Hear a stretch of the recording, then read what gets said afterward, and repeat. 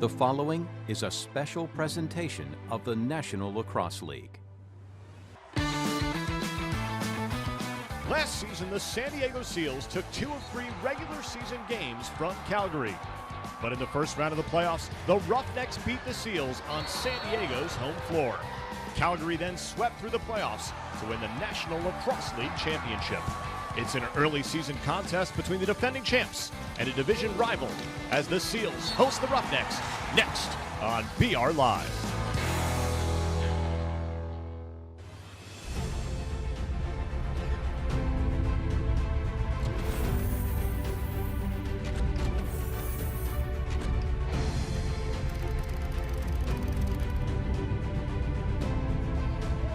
A Sunsplash Friday leads to a beautiful evening in the Gaslamp Quarter and in sunny San Diego. And welcome to the NLL on BR Live Happy Holiday Edition as the 1-1 Calgary Roughnecks in town to take on the 0-2 San Diego Seals. Great to have you with us. Happy holidays to you and your loved ones, Josh Gross and Doug Locker. And Doug, it's the holiday season. It's the season of giving.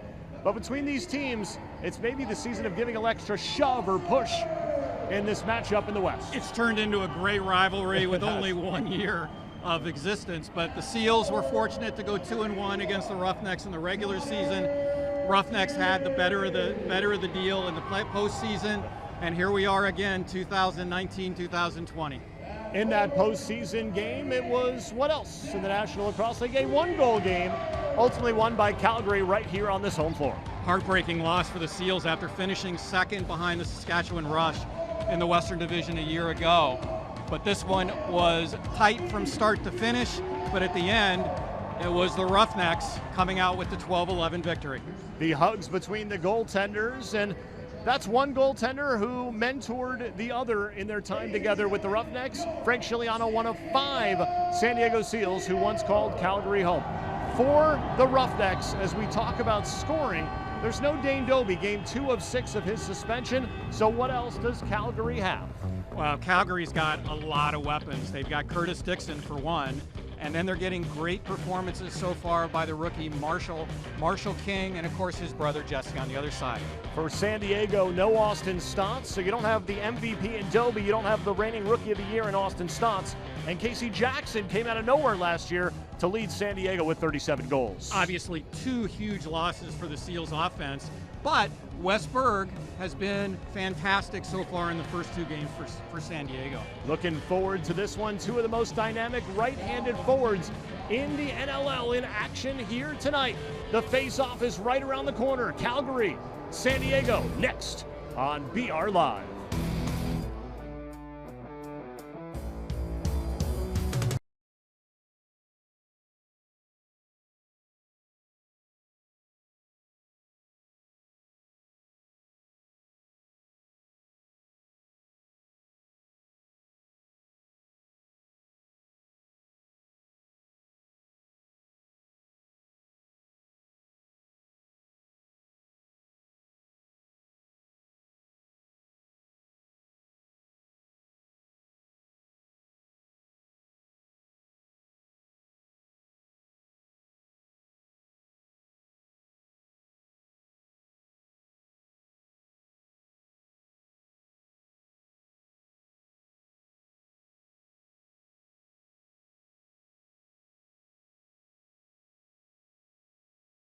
Two goals, 4 assists.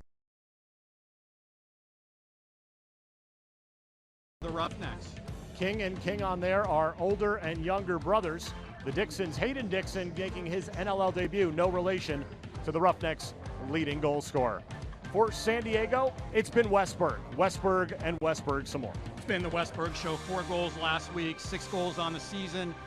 Zach Greer chipping in with 2, Kyle Buchanan with 2. Connor Fields had a 2-goal effort last week to bring his total up to 3. And Jeremy Noble playing a little different role this year than he has in the past in Colorado with 2 goals for the Seals. 6 points for Wes Berg in the opener in Buffalo. And then last week we saw 4 goals, and he can score from the inside, the outside. He's a man who can do it all. Yeah, he did it pretty much every way you need to do it. And they're going to need to rely on him to get some of that inside scoring tonight against Christian Del Bianco. He really did a good job last week getting to the dirty areas, creating space, and also was a factor without the ball as well. The goaltender behind him is Frank Scigliano.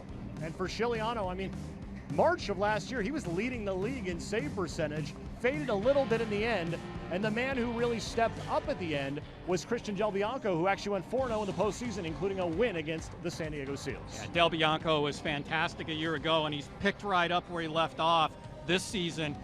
7.08 goals against average, an .873 save percentage, which is meteoric in this league with the shooters that are playing in the National Lacrosse League. But Del Bianco gives the Roughnecks an opportunity to win every single night. And that's what Frank Scigliano needs to do tonight for his San Diego Seals. And the man who Scigliano reports to is both the general manager and head coach Patrick Merrill as he rallies the boys this evening just prior to the opening face-off. Merrill leading the team to a 10-8 record and a second seed in the West Division a year ago. Behind the Calgary bench, he seems like he's been there for a generation now. Kurt Malosky, a Roughnecks great, who has his team in the right direction and obviously capturing a championship in May. Set for the opening face-off from Pechanga Arena. Jeremy Noble for San Diego. Tyler Burton with the clean win for Calgary. Quick pressure comes from the Seals, donning the all-black third uniforms. Whistles away from the play, a procedure violation against Calgary, and the Seals with a possession.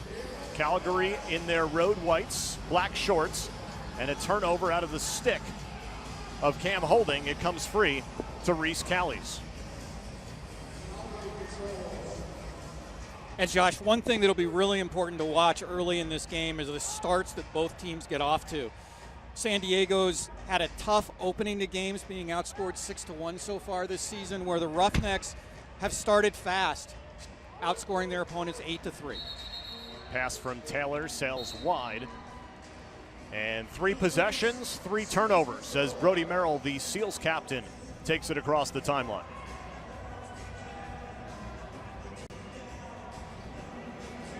First touch for Westberg. All black with those purple sneakers. Fields dances around a screen from Johnny Pearson.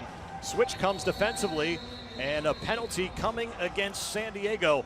Certainly not the start they could afford.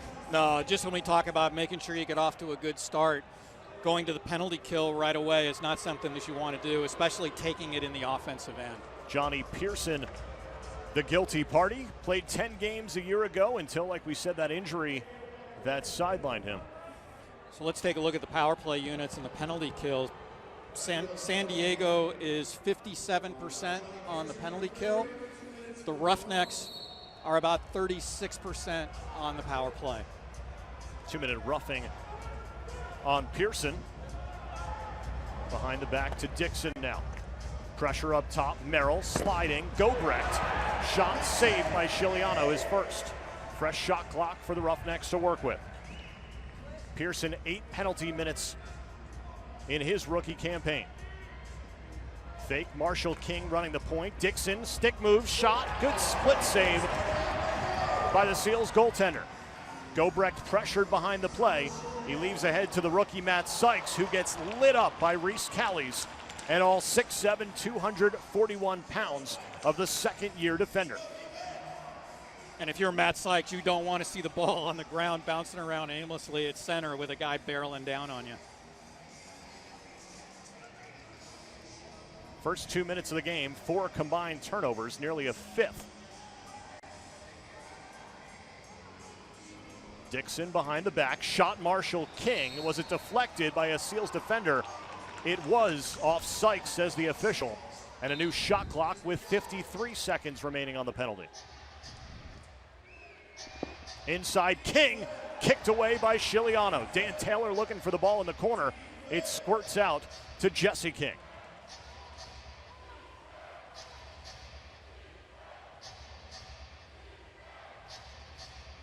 Dixon, couple fakes. Inside, Jesse King shot, and closing the wickets is Siciliano. And Frank Siciliano looking sharp so far in this one. Well, let's face it, he had to be better than he was 2 weeks ago in the game against Toronto. Right, playing just over 16 minutes before being removed from that game. Zach Greer content to take off the final 10 seconds, you'd assume, of the penalty to Pearson. Double team on Berg. Near side Fields. 1-on-3, leaves for Greer. Pearson's penalty released, and Zach Greer hit it off the near post. And a very good kill by the Seals on that effort, largely due to Frank Siciliano, but a good kill nonetheless. And very nearly a goal to follow it up.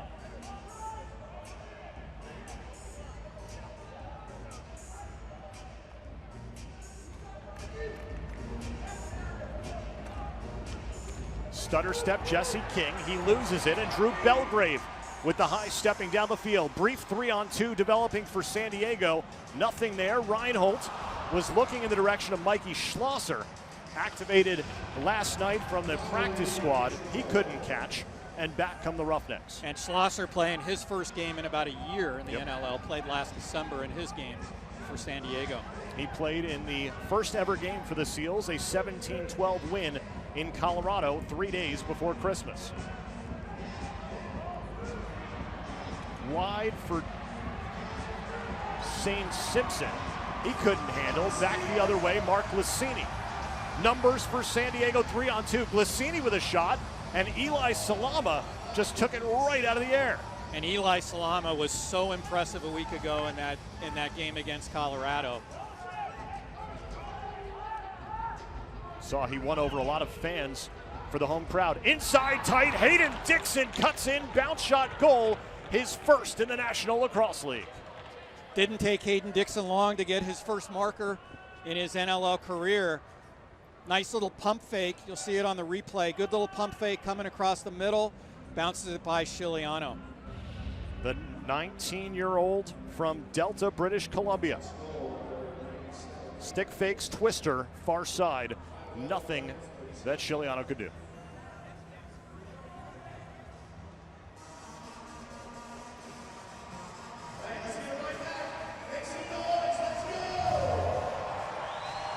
Good look at the young man on the bench.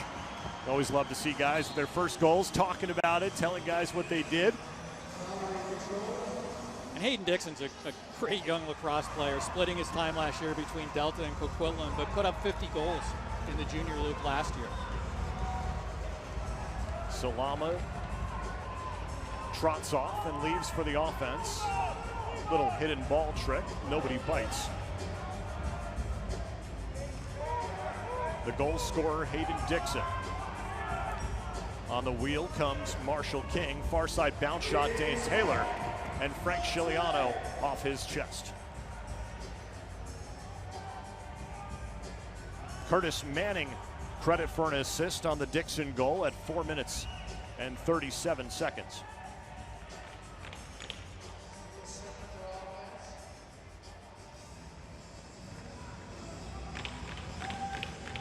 Greer thought about a shot, couldn't get it off. Once he did, it went high, backed up by Wes Berg. Buchanan forced to fire late in the shot clock. Left shoulder saved by Del Bianco. Good hard work by Wes Berg, getting that loose ball behind the net, creating a scoring opportunity for the Seals. Again, we'll say Shane Simpson in the offensive end. Tried to feed into a lot of congestion. Garrett McIntosh there, one of the former Roughnecks. He couldn't come up with it. Tor Reinhold, another one who used to be a rigger.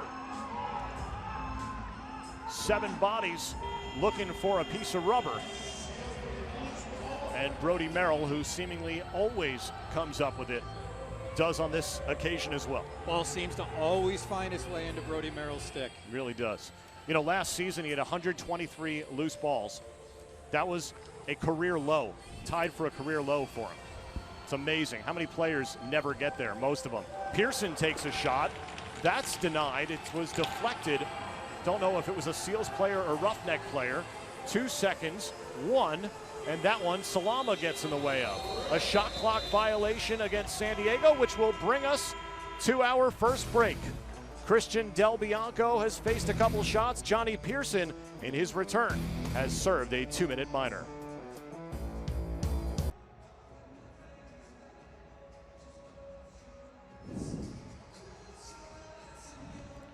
Back in San Diego, fans wearing the crown. Talk about wearing the crown. How about 2 Sundays from now, Sunday Funday, January 12th at 1 p.m. as the Seals take on the Saskatchewan Rush.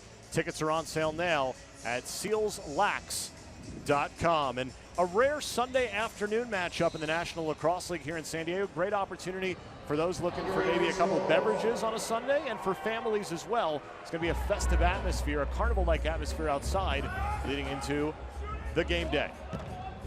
Pass away from Taylor. Marshall King right there. Backdoor cut. Hayden Dixon all alone. The Seals defense didn't see him, but he couldn't catch. Cam Holding with the loose ball. Cam with his father Dave and family in town for Christmas, celebrating. And Doug, a week ago against Toronto, San Diego didn't score in the first quarter, but Josh Sanderson, the offensive coach, said, look, we got good looks as a delayed penalty coming here to Calgary. We got good looks. We got away from our system from the second quarter on. Yeah, they worked very, very hard during that quarter, and the goals they gave up a shorthanded marker and a power play marker, but got a lot of really good looks, hit a few pipes, worked real hard. Tyson Bell will serve. And this is one of those opportunities, Josh, to get back into lacrosse games, you need to answer goals, stop runs. Prime opportunity for the Seals here to answer with a power play goal. And they know they need to be better on the power play as they come into the year so far at about 38%, but they've had more opportunities on the power play than any team in the National Lacrosse League at 13 so far. Split save from Del Bianco, right back with a fresh shot clock for San Diego. Noble, the trigger man up top, wearing number 45. Inside, Greer couldn't handle, still plenty of time to work with. He switches spots with Fields. Noble behind the back. Berg, Fields, fake shot, pumps, over to Noble. Now back to Berg, over the top, and the second pipe hit for San Diego thus far. Kyle Buchanan with a nice reset. Good hard work again by San Diego to get the reset and give themselves another chance. Berg straight away, and a left shoulder save by Del Bianco into the net. So yet again, another possession, number 3 for San Diego. Still a minute to go on the penalty to Bell. Back to Berg up top. Greer gives it back to the leading scorer. That one sails high. Greg Harnett, the longtime roughneck, looking ahead to his teammate, Mitch Wild, and Zach Greer tracks back to get it. So we're going to get a 4th reset, or a 4th possession, essentially, here on this power play. And a careless turnover between the former college teammates in Wes Berg and Jeremy Noble. Numbers for Calgary, bounce shot weakly, but Chiliano got enough of it on the toe that it went up into the net, which leads to a new shot clock and in essence can kill off this penalty to Bell. And I'm sure Calgary will look to take some time off the clock, but they're also an extremely dangerous unit shorthanded. Fans, join the Roughnecks for the East Coast Kitchen Party as they take on the Halifax Thunderbirds on January 25th. Featuring East Coast food and beverage specials, the Nova Scotiables live at halftime, and tons of East Coast fun, games and giveaways. Get your tickets today at CalgaryRoughnecks.com. And another penalty upcoming against San Diego. Yeah, really a big swing here. Mike Schlosser taking the penalty. You go from a power play situation if you're the Seals to now you're back on the penalty kill. So Pearson, who makes his return, has sat, and now Schlosser, in his second career game, gets called for the penalty. Still 1 second remaining on Bell, so he'll be released at the whistle in essence, which will go 5-on-4. We'll see if he stays on or retreats. He'll go back to the Calgary bench to allow it to be the 5-on-4, and Del Bianco actually had been on the bench, which let the Roughnecks have their offensive teammates out. The Seals bench was crying that there might have been too many men Don't know how. Don't know if they saw the goalie. Dixon inside, twister, denied. Gobrecht had it for a moment. Now Cam Holding with Hayden Dixon all over him, and Holding able to clear to Sykes. Just a fantastic opportunity for Curtis Dixon, but just couldn't capitalize.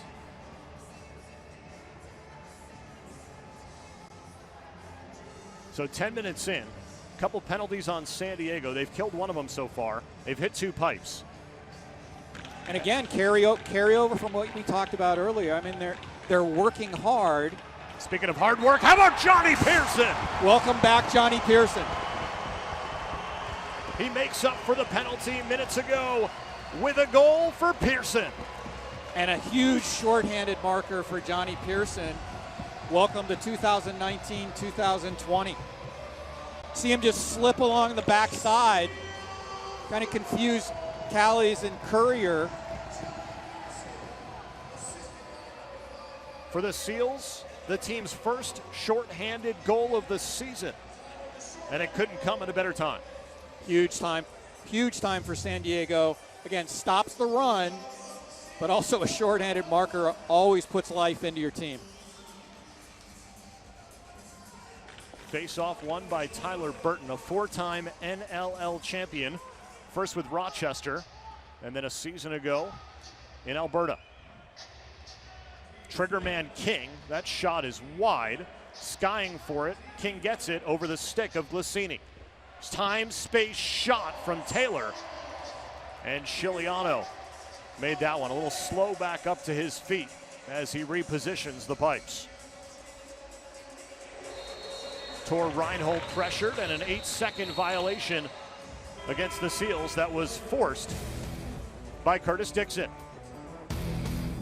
Tor Reinholtz enjoying what his teammate Johnny Pearson did with a shorthanded marker. We're tied at 1 from San Diego.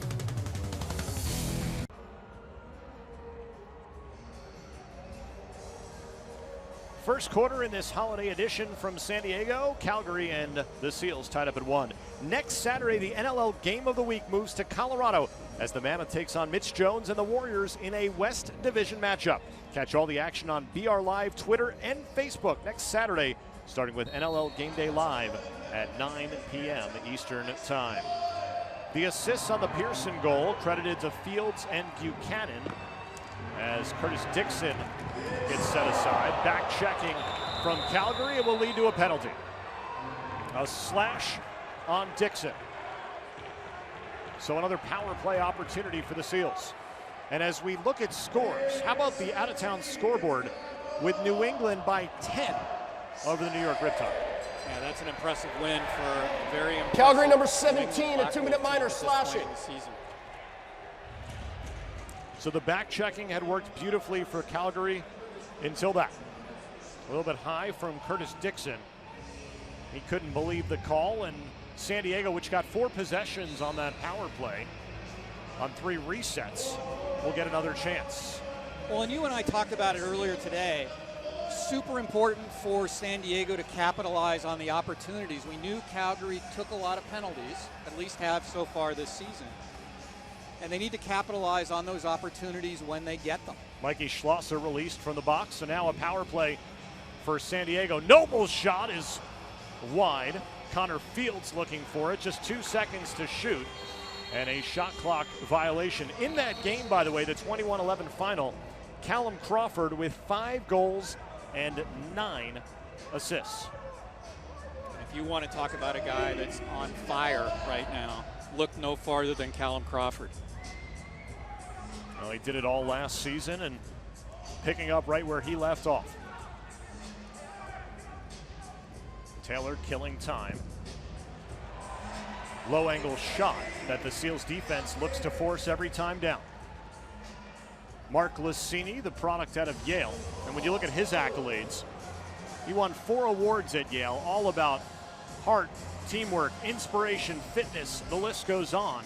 And now an elder statesman as a rookie in the NLL. And everybody who talks about Mark Glacini talks about his heart and talks about his being a good teammate. And having been around him so far in the last couple months, you can see why. Field shot never made it on goal. which meant a shot clock violation back-to-back now on the Seals. And just 15 seconds remaining on that penalty to Curtis Dixon. Simpson puts it on the floor to the far side.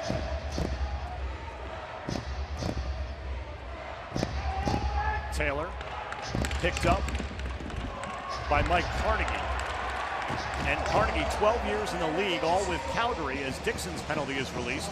And now the former Calgary captain tonight wears the all black for San Diego. Yeah, a couple of long-time Calgary guys playing for San Diego, as you've alluded to. I mean, Carnegie 12 years, Chiliano spent 7 years, McIntosh 5 years. Off the backboards, corralled by Chad Cummings. Running is Callies, and a moving screen called, I believe, against Tyler Burton. So there were numbers for the Roughnecks, but unable to convert.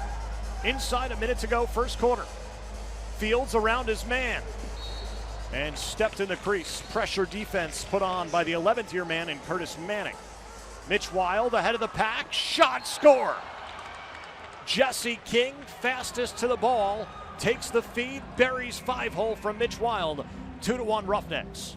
And King just flying off the bench created that opportunity for Calgary. I think people that have watched a lot of NLL games are used to seeing Dane Dobie be the guy coming off the bench. Tonight, it's King. King never stepping in the crease. And for Jesse King, his second goal on the season, he had just one goal on 25 shots in his first 2 games. Yeah, and last week was a tough one for Jesse. I think he was 0 for 16 or 17 in that one. But he's back tonight. Clean face-off win by Calgary. LeClaire leaves over to the goal scorer. About a 6-second differential. Shot clock to game clock. Del Bianco goes halfway to the bench and then retreats. Shot set aside. Really golden opportunity in front, but King couldn't scoop it up. Now Dixon with 5 seconds to go. Shot from King again, and Chiliano will fall on it. 1 second, and that will end the first quarter. The Roughnecks got the first one. Seals got the second, and then Jesse King, the fastest man in transition in this game thus far. 2-1 Calgary through 15 minutes.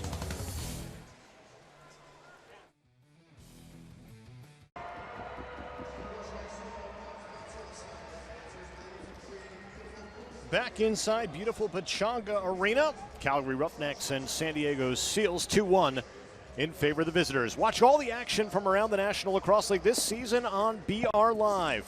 Choose an annual, monthly, or per game pass. For more information, visit NLL.com/BRLive.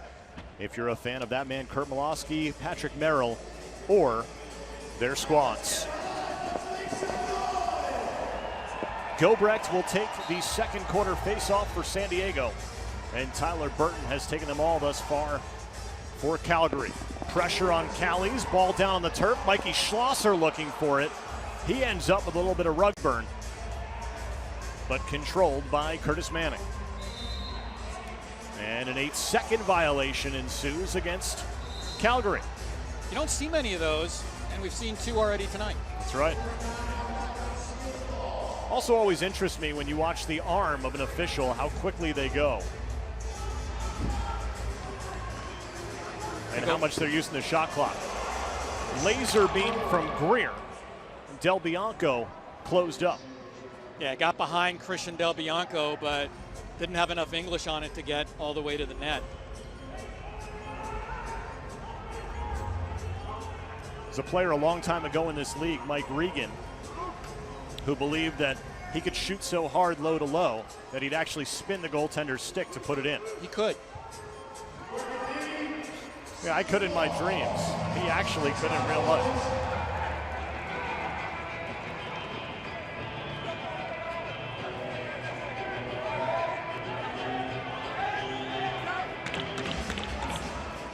Noble around a screen. Buchanan goes to the far side. Dancing is Greer. 5 seconds to shoot. Berg's going to have to hurry. Takes one, hits off the defender, gets it right back, but the shot clock will expire.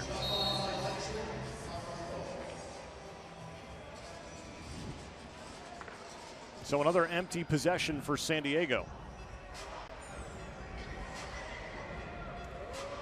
Jesse King wide open on the crease.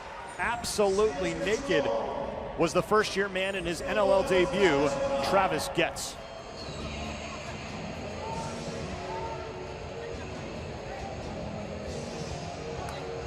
San Diego escapes a scare.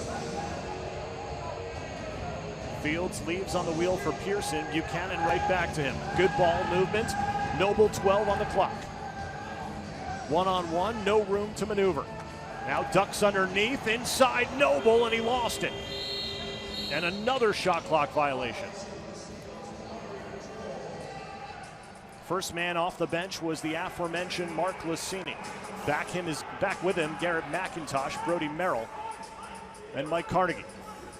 Cross crease, Frank Chiliano slid well, but a crease violation and a little extra pushing and shoving as Marshall King runs off. Well, he's not backing down despite being a youngster.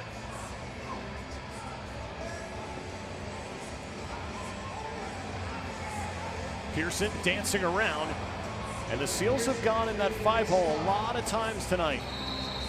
And a whistle, and too early was Curtis Dixon. An illegal substitution, too many men by the Roughnecks. San Diego back on the man up. Another big opportunity for San Diego to get this thing knotted at 2.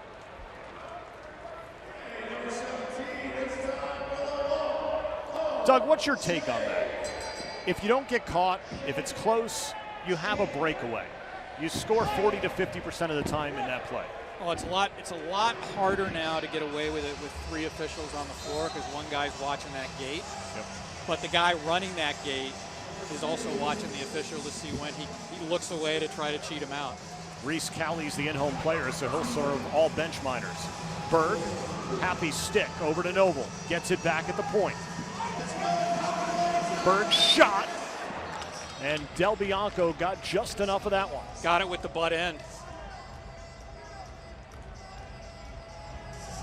Fields to Noble, behind the back, near side, thought about it, Buchanan gets it back.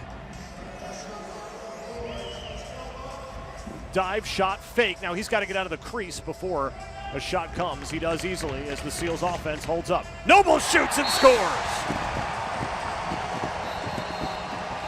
And now pushing and shoving extracurriculars after the play. Bodies fly. And we're tied at 2. A big power play goal for Jeremy Noble with his 3rd goal of the season, but it comes at an absolutely huge time early in this game for San Diego. Nothing really fancy about it. He's playing the top of the power play, a little bit of a twister. Beats Del Bianco.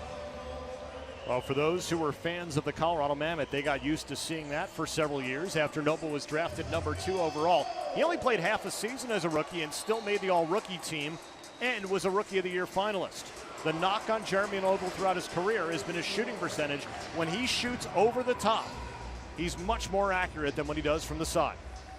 And I mentioned in the beginning that he was playing a little bit of a different role for San Diego this year, which he is. He's still got a big role on the offensive end, but he's now taking faceoffs. Yeah, you asked me yesterday, is he in essence a transition man? In tight Dan Taylor, and how did that not find the back of the net? Chiliano read that thing all the way. Fantastic save for Chiliano.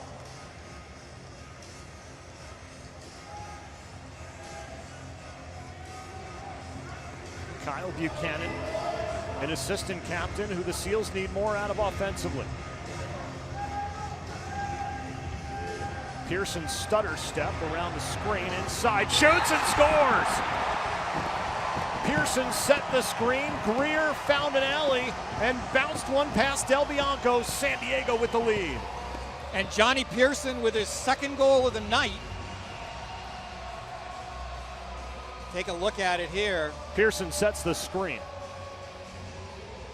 Just a great job getting inside. A little stick fake. Goes low, far side against Del Bianco. Zach Greer, who had a couple in his Seals debut. Need to put my glasses on. No, I called the name incorrectly originally. 3 goals now for Greer. Of course, playing for his older brother, Bill Greer, who's the defensive coach for this Seals squad. So 2 former Colorado players, both acquired in the offseason. Greer did not play a year ago. Noble played sparingly, and both have scored as Buchanan says, hey, I want to get in on the act too. And it's nice, if you're from the San Diego perspective, it's nice to see Greer get on the board. Real tough week last game against Toronto shooting the ball. Curtis Dixon, we talked about him coming off the bench too early and costly. But this time he makes some pay. Superman dives across, and we're tied up.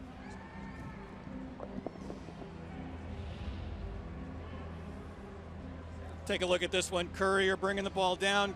Curtis Dixon coming off the bench. Dives, goes far side against Chiliano. And that goal puts him 1 away from 400 career goals on the regular season. So 1 to go for Curtis Dixon. And he struggled shooting the ball this year as well. 45 shots from him in the first 2 games and just 3 goals. But he adds 1 in this contest. Pushing, shoving penalty, an illegal cross-check. And we'll step aside with a power play upcoming. San Diego took the lead. Curtis Dixon and Calgary responded.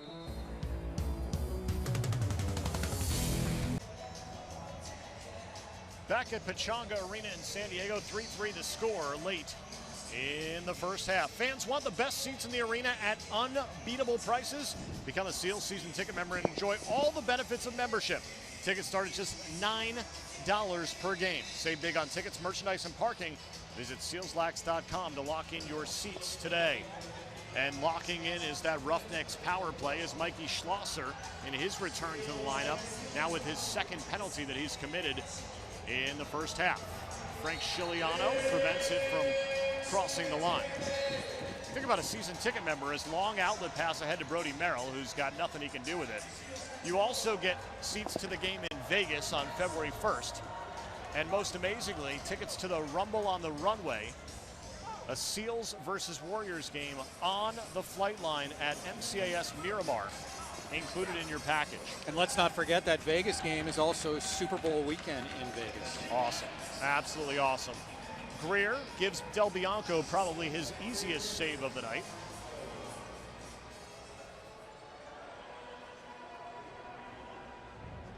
Taylor skirts his way in untouched. Jesse King thought about shooting, but says, hey, I've got plenty of time in this 5-on-4. High pick. Carnegie stays with it. Taylor shoots. Knocked down by Sykes. Dixon, 3 on the timer. Tough angle. King from straight away, and that one soaked by Drew Belgrade. One thing noticeably different this game to the Toronto game is the Seals are soaking a lot of shots. They're knocking down a lot of shots before they get to Chiliano. Connor Kiernan recovers the ball. Haven't said his name yet tonight until that point. Kiernan working inside, trying to free up Wes Berg.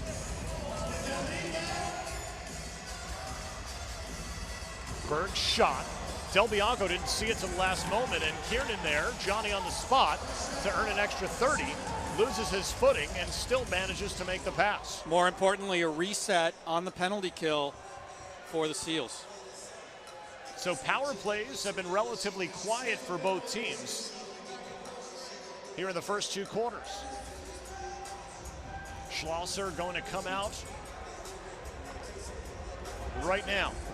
Back at even strength. Fields ducking inside, but never makes it past Mitch Wild. Running ahead Tyson Bell. He can't catch. And Schlosser right there on him.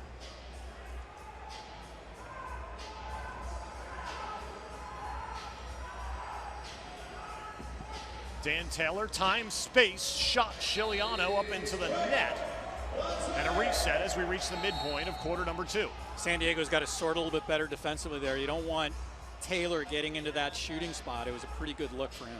Pick, falling Dixon, save by the Seals. Merrill ahead to Schlosser. First off the bench field. Schlosser going right at the goal. Twister shot denied, but a rebound goal. Right time, right place. Zach Greer, 4-3 Seals. And I'll tell you what, it all starts with Schlosser pushing transition, creating decisions on the part of that roughneck defense. I'm sure that Kurt Malosky is going to take a look to see if Schlosser got out of the crease before the shot was released, and it looks like he does. Here's the overhead angle. Oh yeah, he's out by 4 or 5 steps. But good call by you to take a look at that, because Zach Greer clearly wasn't a man who stepped in.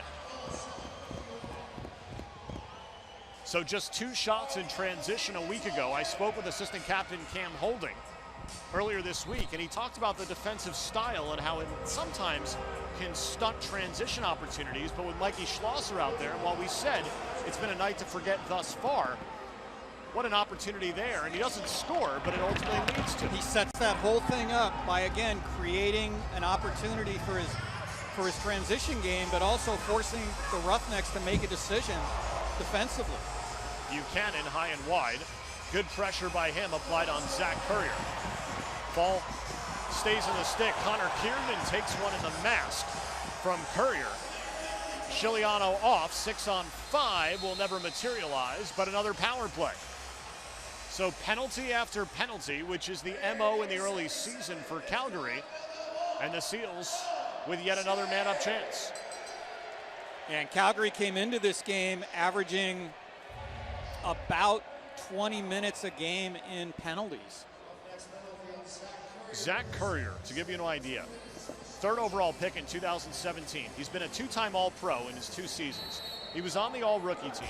He had 399 loose balls in 2 seasons coming in. He's been everything that Mike Board and the Calgary staff could have thought of, dreamed of, and more. Berg, shot, scores! I believe it was Kyle Buchanan who picked the defender, give Berg the space, and he goes far pipe up top for a 2-goal lead for the Seals. And San Diego, again, doing what we said they needed to do. Here's what you were talking about, a little bit of a bump. Berg patient, goes far side, and buries the power play goal. Kyle Buchanan, the man who set the screen right there. That gave Berg enough time, room, space to pull the trigger. And San Diego its 2nd power play goal. And for the Seals, Westberg continues his torrid pace to start this 1920 season.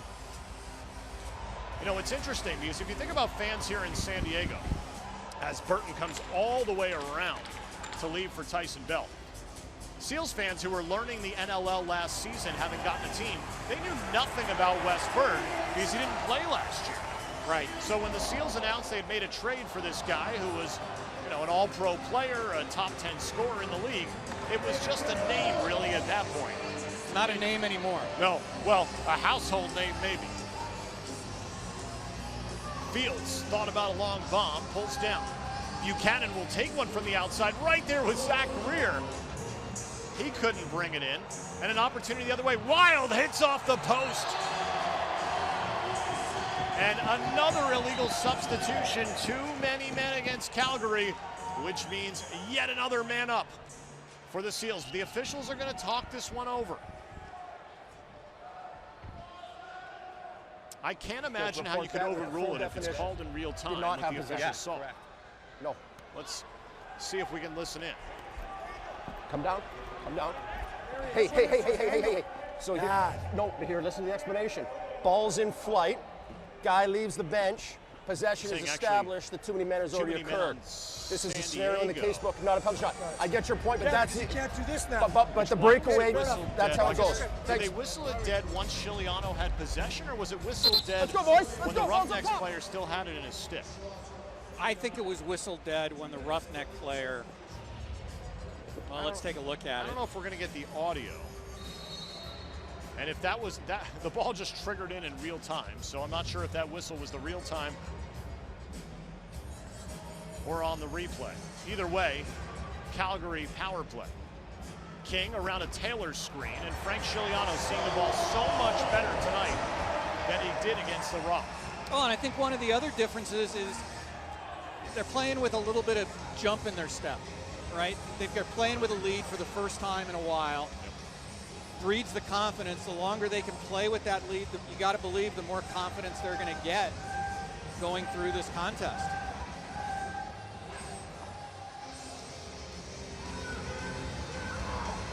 Greer, late shot as the timer was running down, stuck in Del Bianco's pads, which means it's time for a break. San Diego, thanks to Zach Greer, has added a couple. 4:33 to go in half number one.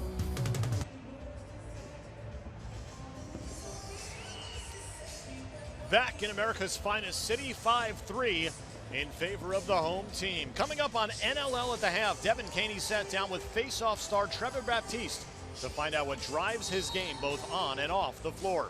And Doug Locker gets some insight on the Seals from veteran defenseman Cam Holding. That plus highlights, stats, and analysis all coming up on NLL at the half. Dixon, little shovel to Taylor. Hits off the head of his stick. Giving chase is Drew Belgrave. Dixon, fresh off the turf, puts that helmet down. Gobrecht applies the soft double team, and that should do it on the shot clock. King over to Dixon. Still manages to get a shot off, or did he? Either way, to the team in black.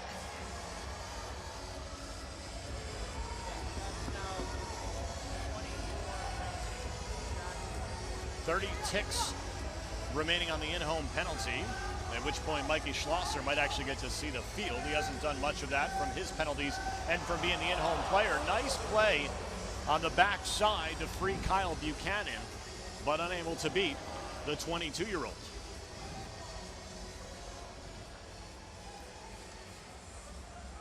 Carnegie lays the lumber.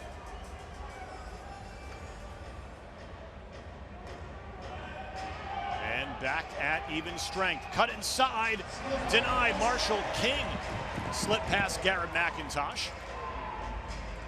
Pressure from Matt Sykes, the second-round pick, who was San Diego's first selection in this year's draft. Moving screen called against Jesse King, and Carnegie ahead to Schlosser. He'll push the tempo again. Look at the wheels on Schlosser. Twister shot. He goes flying into the goalpost. That's going to need to be reset. Whistles near the ball. And what's the call? Is it just going to be Seals possession? Another look at Schlosser. Doesn't feel good to run into a couple 100 pounds of iron. I just love the fact that we're seeing some transition, because it's been so missing so far this season. Tough to score in this league in 5-on-5 in just offensive sets. Berg with a Noble screen to work with. Shot. Del Bianco slid nicely behind. Shovel shot from Noble that they reset the shot clock on, saying it must have hit the pipes. Pearson looking to dart in past Burton. Del Bianco to the far corner.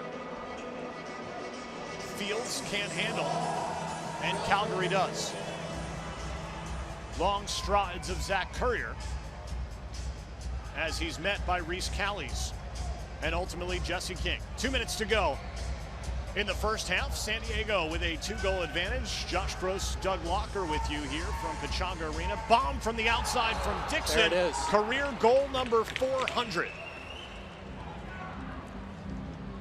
We're going to take a look at this, because this is Curtis Dixon making a tough goal look easy.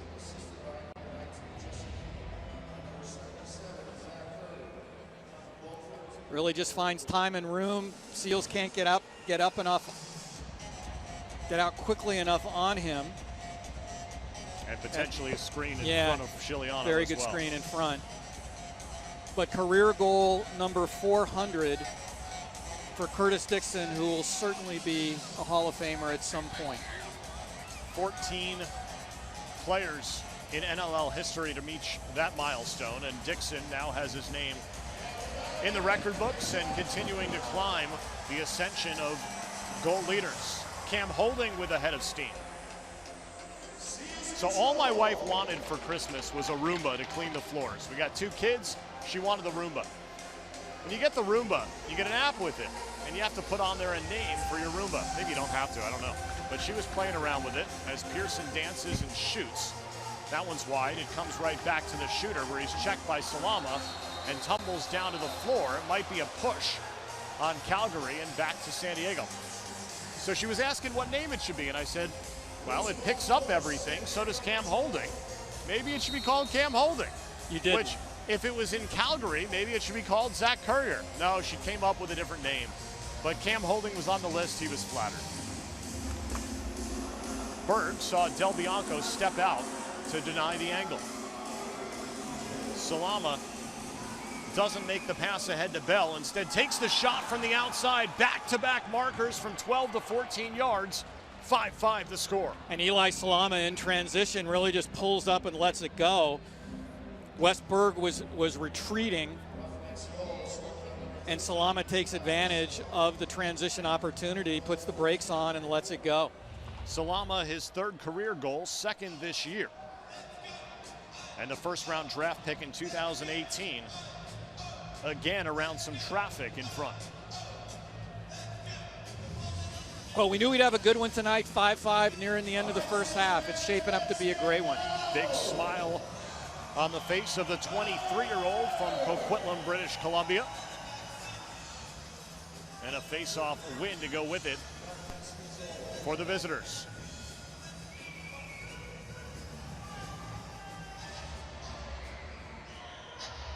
Jesse King now looking for the lead. Curtis Dixon directing traffic as Dan Taylor, the late man on. Marshall King took one up in the chops and drew a penalty. Late shot, kick save Chiliano. Off the bench, Del Bianco, 6 on 5. That could take the Roughnecks to the half if they shoot at the end of it. Taylor throws a little stick fake. And Jesse King in absolutely no rush whatsoever.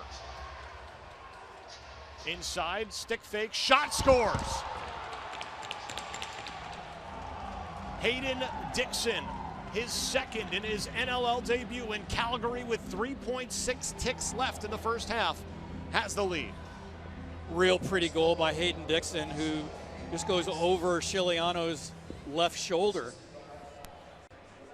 Great patience and poise by the youngster. In 1 minute and 54 seconds, the Seals see a 2-goal advantage turn to a 1-goal deficit.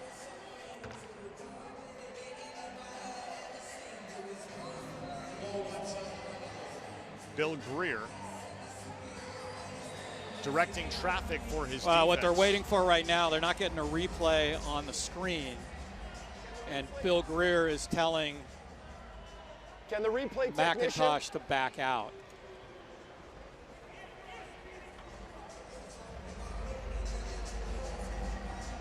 And the requested replay, I believe, is playing now inside the building for the coaching staff to review as we get another look.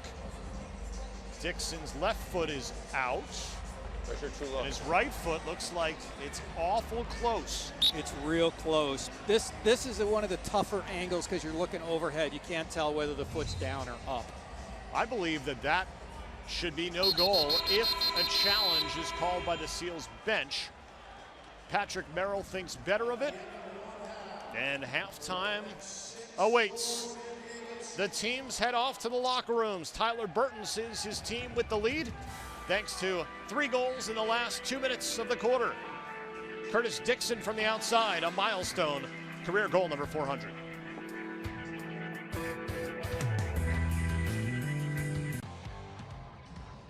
Welcome back to Pechanga Arena, San Diego. Halftime between the San Diego Seals and Calgary Roughnecks. Last year in their inaugural season, the Seals earned a trip to the postseason with experienced leaders and talented youngsters. Recently, Doug Locker caught up with Seals veteran defenseman and assistant captain Cam Holding to talk about what else the club accomplished last season and how that will help them moving forward. Our biggest focus last year was creating a culture, and we've kind of laid the foundation and the groundwork out for what we expect to, wear this logo on your chest and to be a SEAL. And for that to be set from the top down, Joe Sia's first-class organization. You got Steve Govett as the president. We've got Patty Merrill, Billy, Coach Sanderson, and then we've got Brody. Last year we had Dawson, Bucky. Now we got Zach Greer. Like, we have all of these iconic names and people and leaders that are really leading by example, and we have so many of them. So our younger guys are really able to grasp onto that and really buy into that culture, which is going to take us pretty far. Now, one of the things I think a lot of people don't know about you is that year that you were rehabbing, you were also the head lacrosse coach at Michigan State University, won a national championship, also named Coach of the Year. So what were some of the things that you took from that experience being a head coach that you apply either to being a leader with the Seals or as a player with the Seals? Yeah, it's a totally different dynamic being a coach. You can see the game in a different light. You have a totally different perspective on gameplay. And I think that, me coming as a player and still being a player or fresh off, playing, allowed me to connect with the players a little bit more. And I think that's something that we share here with the Seals, with Patrick. But just that level of holding guys accountable. Obviously as a head coach, you have to hold your players accountable, and that's something that I strive to do here as a leader on this team. Communication and just, demanding that work ethic and really trying to bring the best out of those that we're surrounded on and that are on our team. Talk a little bit about the community involvement going on with the Seals, you in particular, but the team in general here in the community. Yeah, our community presence is incredible here. I know that, myself, Wes Berg, we live in town, and Wes is out every single day doing school visits. I work with Ronald McDonald House, and so we're really putting a huge emphasis this year on guys volunteering their time to give back to the community and help, whether it's hospitals, schools, anything like that. Anything we can do to make a positive impact in the community, we're all about it. And to kind of wrap it up, any personal goals for yourself this coming year? The cliche answer here is we want to win. And This is my 9th year. I think it's Brody's 17th. Brody's been playing a long time. He hasn't won. So for me personally, to be able to contribute and help win a championship for somebody like Brody who hasn't had one yet with his lengthy career, I think that would be incredible to do. And then as we just discussed, kind of working in the community is something I really want to do. Cam Holding, a tremendous leader, a great veteran presence for the San Diego Seals, and tremendous in the community as well. A team leading 157 loose balls on the floor a season ago. It is halftime between the Seals and Roughnecks. We'll be back with more, including first half highlights and stats on the other side of this break. Seals and Roughnecks, the NLL on BR Live.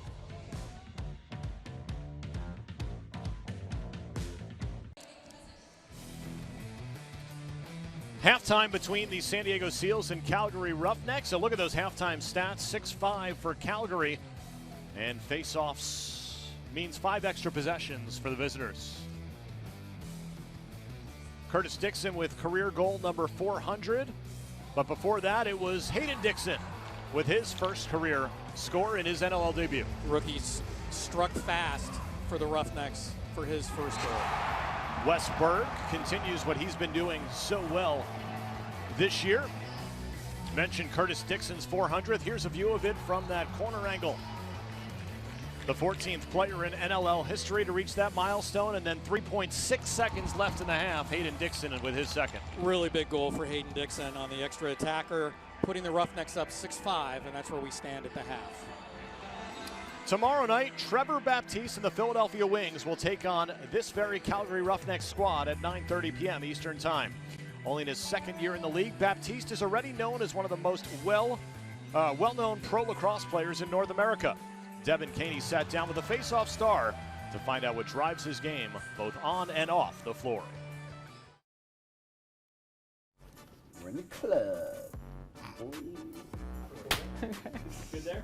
Okay. Go Wings. Did you say crayon or crayon? Matcha or mocha? Need to prepare yourself? Yes. Well, I feel like in like prepping for interviews, I usually try to talk to them about things that don't involve lacrosse, or what they do off the floor, or a hobby. With you, I feel like everything I know about you and most people know about you is about lacrosse. Yeah, you're right. So what can you tell me about yourself? Like what do you enjoy doing that doesn't involve lacrosse? That's a good question. You know, I think we were talking about it yesterday on a podcast, and they were saying, you know, like, you guys identify so much with lacrosse, you know, and I like sat there and thought about it for a second. I was like, yeah, you know, like I should probably maybe do some other things with my life. No, but you know that this right here forever. And there will be no surrender.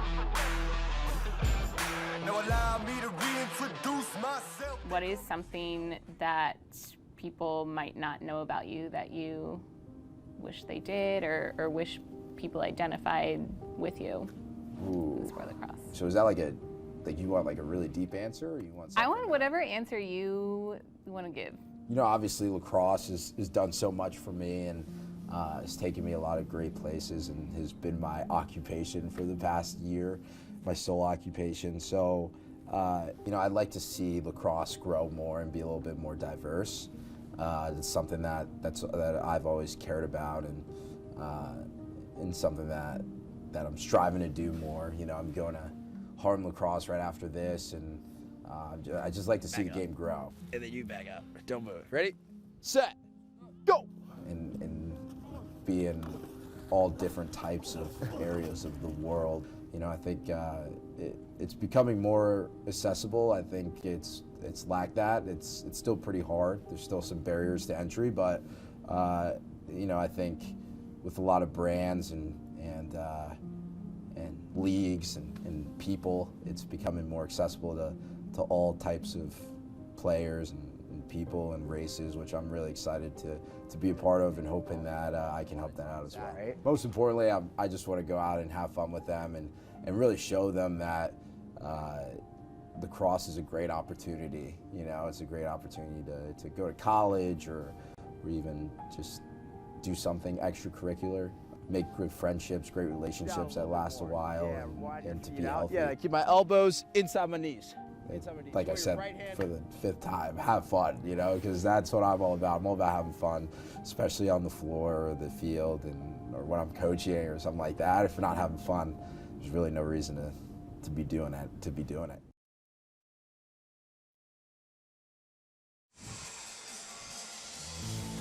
The NLL on BR Live is brought to you by Geico. 15 minutes could save you 15% or more on car insurance. Visit geico.com to see how much you could save.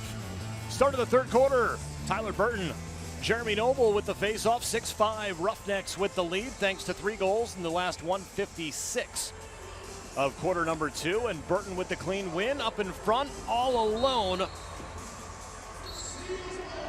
was Reese Callies, who let it go off the head of his stick. And so a turnover to start quarter number 3, just the way the Roughnecks started quarter number 1.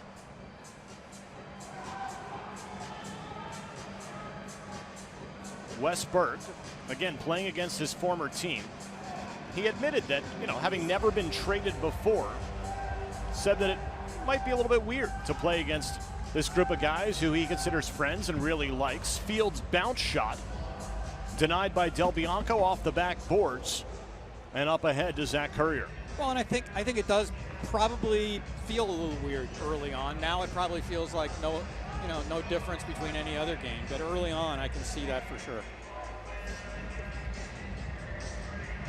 One thing he said to me, he's a lot happier now. Backside Dixon, one-timer as he got around Glacini. And Tor Reinholdt with a one-handed cradle.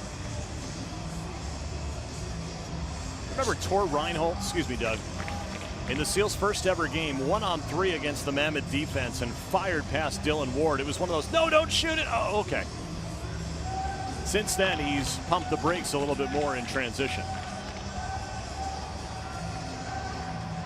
Cutter inside Noble, shot by Buchanan. Noble was handcuffed a little bit. Up ahead, Shane Simpson, seeing black jerseys in front of him. That one rips off the post, so 2 pipes apiece for each team. Tough handle for Buchanan, does a good job just to keep it near him and keep the possession alive. Eli Gobrecht just couldn't resist getting the ball up the floor. He saw the open guy and had to go for it. Probably thought it was Mikey Schlosser waiting all the way up there. Field time space. Greer got Del Bianco down to his knees. The goaltender recovers and drops a second time for the save. 4 on 3 and another drop. This one by Dan Taylor. Schlosser running again. Schlosser shot, denied by Del Bianco, rebound by Reinhold, and safely into the stick of Tyson Bell. Mikey Schlosser doing exactly what they wanted him to do coming into this game. Really done a nice job creating transition opportunities.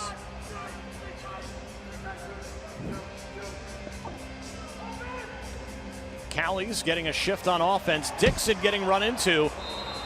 And Dixon getting dumped. A penalty on San Diego.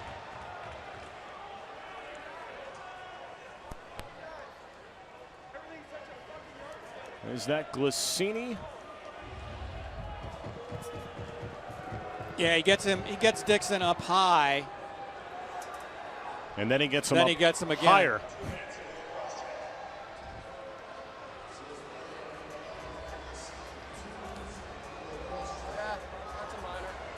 I think the first one they didn't call, the second one they had to call. I think they called the first one. I think they could have called the second also.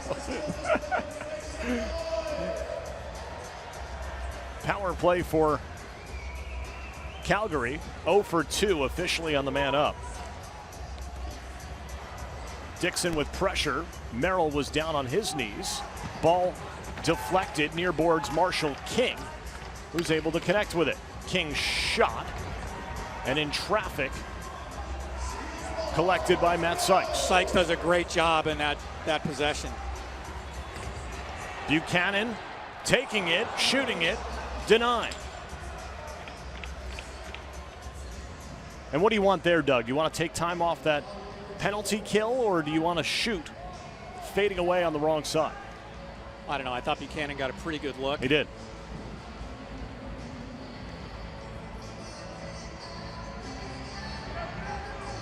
And already a shorthanded goal tonight for San Diego. Dixon shoots. That one easy for Chiliano. If Calgary scores here, you definitely wanted to take more time off the clock. Don't Monday morning quarterback 30 seconds after the question is asked.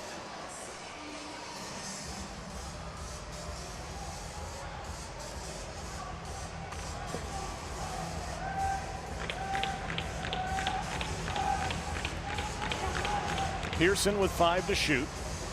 Berg leaves the field to get the defense on. Pearson loses his helmet. He has to vacate the premises. And maybe fortunate he didn't get called for a delay of game as he flipped it against the boards. Fans, stay up to date on all the news, announcements, and exclusive prizes with the NLL newsletter. Sign up now at NLL.com. 12 seconds on the power play. Big windup from King, who dumps behind. Dixon low shoveled. King finds the inside post. 7-5. Calgary, just 3 ticks remaining on their Glissini penalty. Pretty good ball movement here, and King goes to the top of the power play. Dixon a little underhand feed. King with space, with time, beat Chiliano. Obviously, that one is coming on the man down, but Chiliano, of his last 4 goals he's given up, 3 of them have been from the outside, though. 2-goal cushion for Calgary. First time that's happened tonight. Noble needing to win this faceoff. Battle near side restraining line. 3 black jerseys, 3 white jerseys. Open in front, Salama, and his bounce shot ends up high in the net behind the goal. Salama had a chance for his second of the game. Calgary will have to accept just getting a goal in the first 5 minutes. It's 7-5 Roughnecks. Eli Salama lighting the lamp once.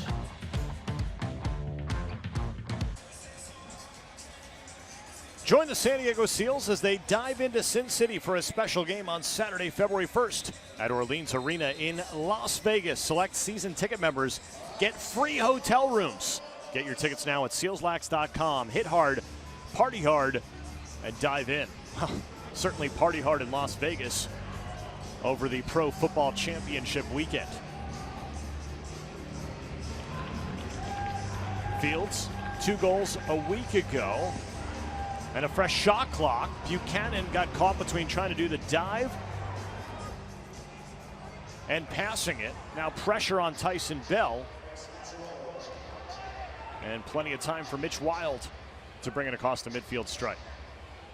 Wild guarded by Cam Holding. Shane Simpson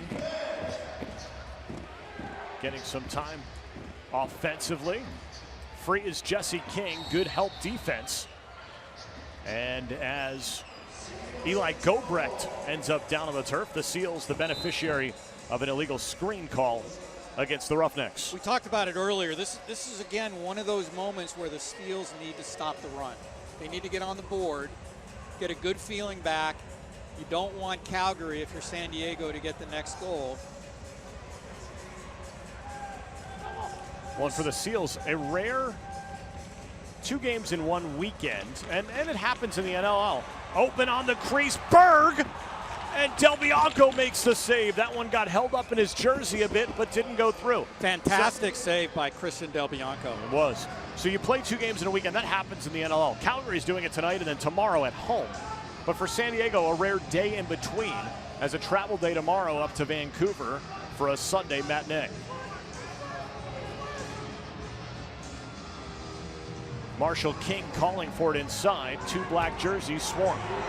King still with it. Up top, Curtis Dixon's shot. That one well wide of the near post. A shot clock violation and a possession for Mikey Schlosser.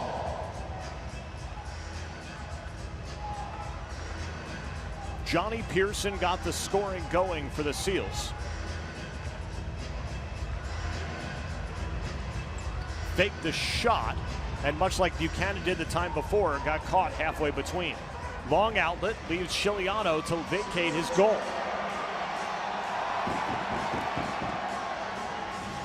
Frank coming far out of his net and ultimately finding the assistant captain in Cam Holding. Fields across, spinning Kiernan. Up top, Greer, face dodge, shot, sent it wide. Right there, Connor Fields, 8 seconds on the shot clock.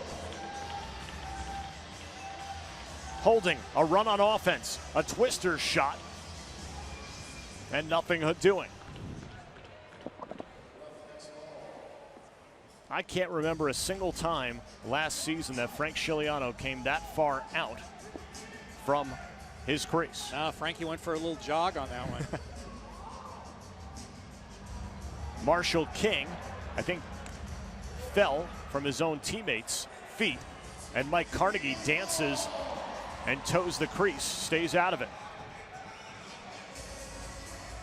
I really like the game of Marshall King. He's not afraid to throw some elbows and not backing down from anybody on defense. No, and Marshall King came into this game as the #2 rookie in point production in the NLL.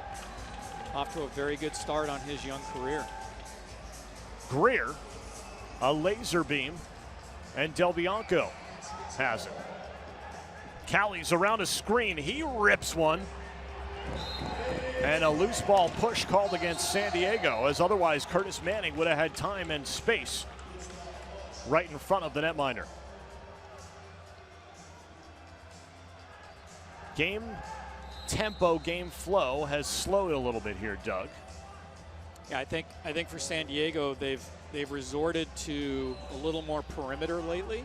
They need to get back to moving the ball side to side. Against any goalie, you need to swing the ball side to side, but especially against Christian Del Bianco.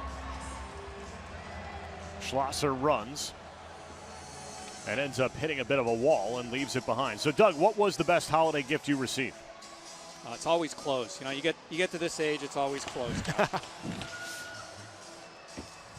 You? My wife got me a TV so that I could watch BR Live throughout the season. Smart TV. Well played. Catching up with the times, finally I am. Curtis Dixon has Marshall King free, and a twister shot from the wrong side requires a save by San Diego and a fresh shot clock.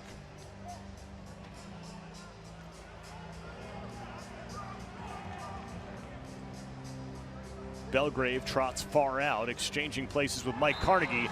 Jesse King makes it 5 straight goals for Calgary, and again, 4 of the 5 are from deep. You'll see it here. Belgrave needs to jump out a little bit quicker defensively and just can't get there.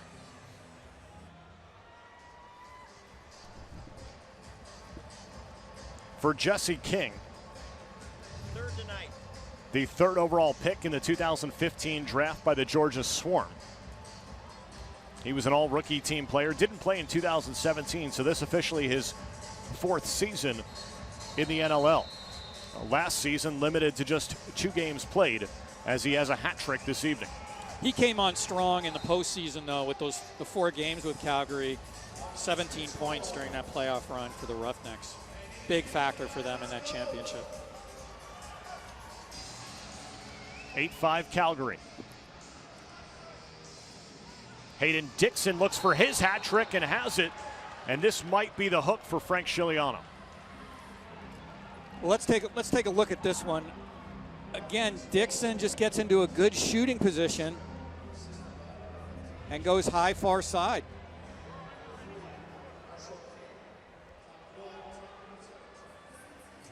Maybe a little bit of a screen by Reinhold, but you got to jump out and get him. Got to jump out. What a dream start to a career for Hayden Dixon.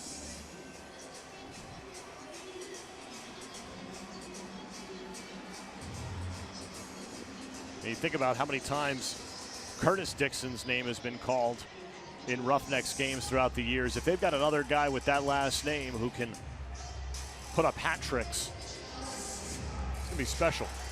It is special already. A 6-5 advantage at the half has ballooned to 9-5 for the Roughnecks. Sykes draws a penalty from Tyson Bell and has some words for him after. Cam Holding stepping right in, pulling the rookie away, knowing how important it is to stop the bleeding.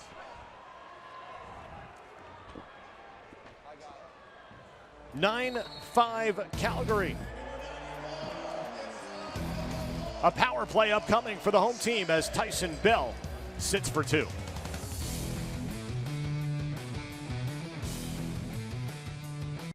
The Roughnecks leading 9-4, but Tyson Bell commits a slashing penalty followed up by an unsportsmanlike as he was heading to the box, which means a 4-minute power play opportunity for San Diego. And as we were talking about in the break, this is the moment for San Diego to try to get back into this one.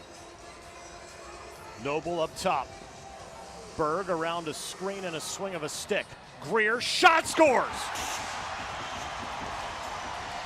21 seconds into the first power play, and San Diego ends a 6-0 Roughnecks run.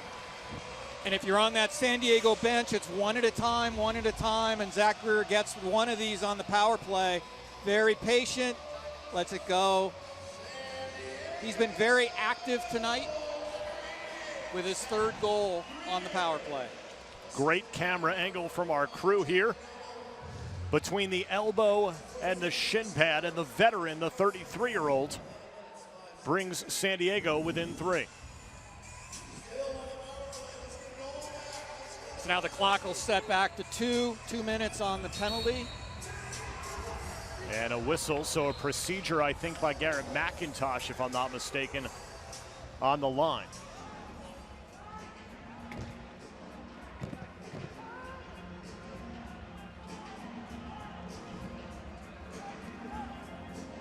Calgary ever so dangerous on the penalty kill. Anytime you've got Curtis Dixon out there, got to be aware of him. Jesse King had an opportunity. Ball still down on the turf. San Diego's got to come up with it. Brody Merrill there. And that was an extra 15 seconds or so that San Diego let slip away. Back to the hot man in Zach Greer. 3 minutes remaining in quarter number 3. A 3-goal lead for the Roughnecks. Greer again feeds up top. Berg shot, that one high of Del Bianco. Heads up play by Connor Fields to squirt it off the back of the net and gain an extra possession. 4 to shoot.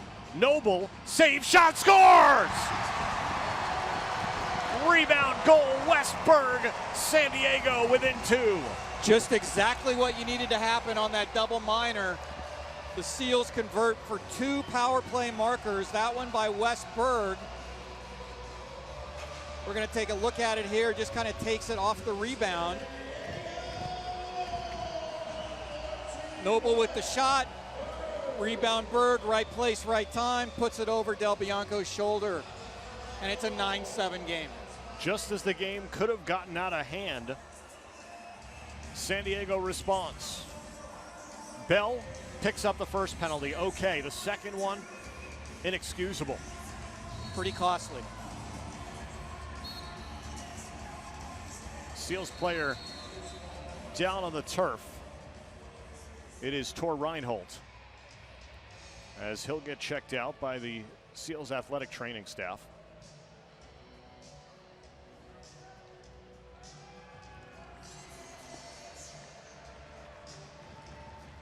So Doug, 7 goals tonight for San Diego. You got 3 from Zach Greer. Berg has a couple, as well as Johnny Pearson and Jeremy Noble. Fans, if you love the NLL, you'll love all the highlights on the league's social channels. Get the best goals, saves, and action during the games and during the week on Twitter, Instagram, YouTube, Facebook, and NLL.com. Dixon, he gets lit up by Cam Holding. Eli Gobrecht with the ball in front of his cage. And a collision at midfield ahead to the assistant captain. Hustle play by Eli Gobrecht sets that possession up for San Diego. And Gobrecht, another one of those guys who's a rookie, 26 years old, grew up in Ithaca, New York, went to Ithaca College, appeared in every game in his college career, and was top 10 in the nation in caused turnovers. Well, not only that, he was selected as the most outstanding defensive player in the NCAA Division III his senior year. Pretty great honor. Helmet comes off of Greg Harnett, who's walking around to put it back on. I would have thought they would have made him trot off. Fields, no angle to shoot at, so he pulls it down. Fields, twister shot, that one nowhere close to the net. Connor Fields was one of 3 first-round picks by the Seals a year ago. San Diego picked him knowing that he was recovering from the knee injury and that he was going to be out for most, if not all, the season. Technically a rookie. And with the numbers he's put up thus far, you could think of him in the conversation in the early going of a rookie to keep his eye on. That man, no rookie. He was an all-rookie team performer. Jesse King now with 4. Jesse King has bounced back big time from last week's game where he really struggled. He is not struggling tonight.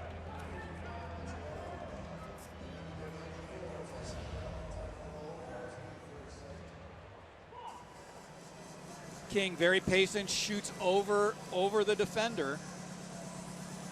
I think Chiliano was probably screened on that shot as well. And he was far off his line, right? A lot of bodies in front of him, yeah. Far off his line to cut off the angle. And King still found enough room to put it past Chiliano. So Calgary finding success from the outside.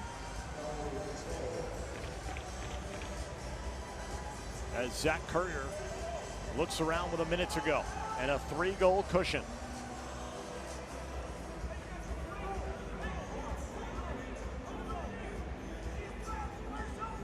Stutter step, baby steps from Curtis Dixon. Spins around a man looking for Simpson. Out of his reach. Getz has it, and a big collision. A loose ball push called against Garrett McIntosh. McIntosh with a career-high 38 penalty minutes last season. He's yet to serve in the sin bin. Simpson shoots and scores. Another goal from the outside. It's like a broken record. It's 11-7 Calgary. Outside bouncer.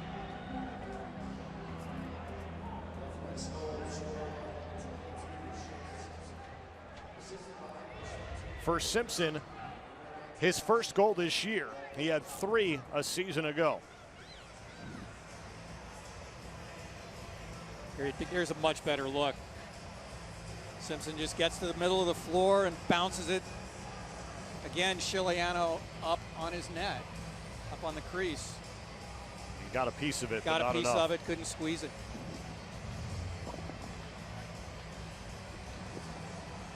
That's a big goal for the Roughnecks. The 6th overall pick in the 2018 draft.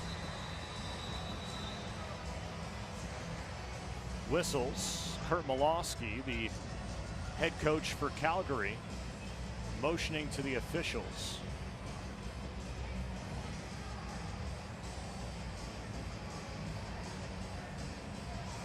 Not sure what he's looking for or asking for. I think something's going on behind the Calgary bench. And now we see one of the assistant coaches for the Roughnecks trying to defuse the situation. Curtis Dixon with an assist on the Simpson goal.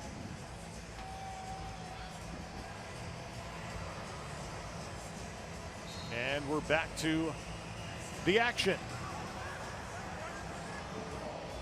Burton with a win. Del Bianco could vacate his crease if he wanted to. Manning loses it on the pressure from Jeremy Noble.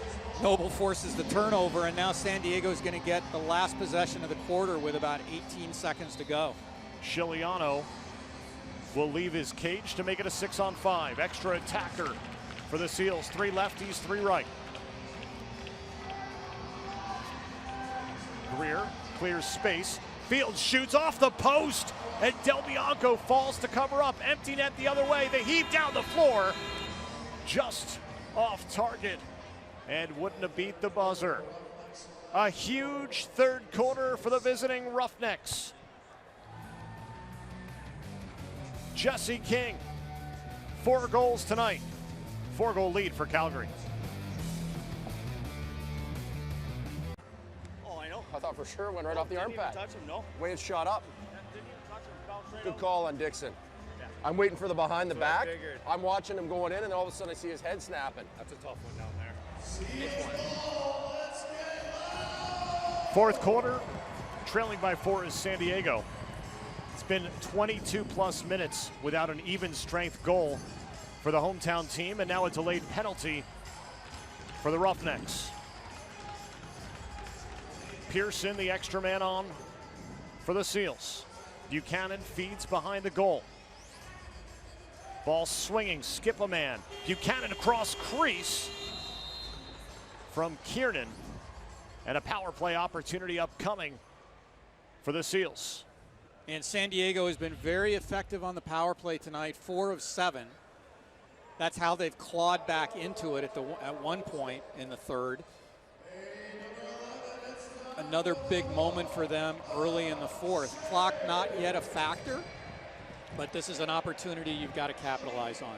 Greg Harnett just surpassed 200 career penalty minutes for the 9th-year man and assistant captain. Officially 2:01.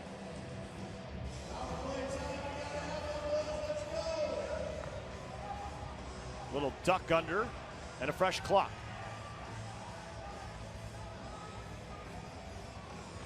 Fields, sidestep, head fake. Del Bianco never bit. No, he didn't have to do much there. He just had to hug his pipe. Turnover by the goalie. Ahead Buchanan. Ball tipped behind the back. Kyle Buchanan. And Del Bianco read it all the way. Big save by Christian Del Bianco.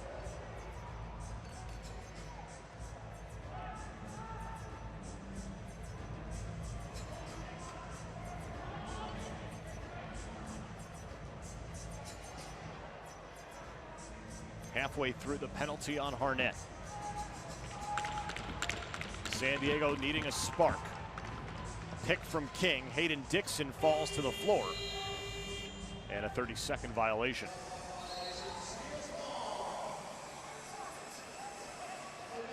Berg being directed to slow. Buchanan, Berg, Noble, the righties. Greer and Fields, the lefties. Greer looking for his fourth, and he can't find it. 30 seconds remaining on Harnett's penalty. So about a 4-second differential, shot clock to penalty clock, as we tick inside 13 minutes in regulation.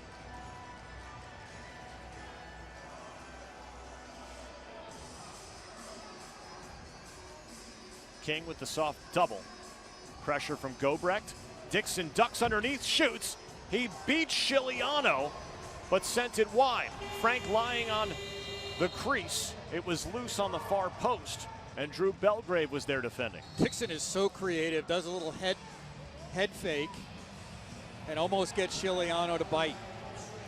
Back at even strength, fans gear up for this Seal season at the team's brand new team store located at Hazard Center in Mission Valley. And don't forget that season ticket members always save 15% on everything in the store.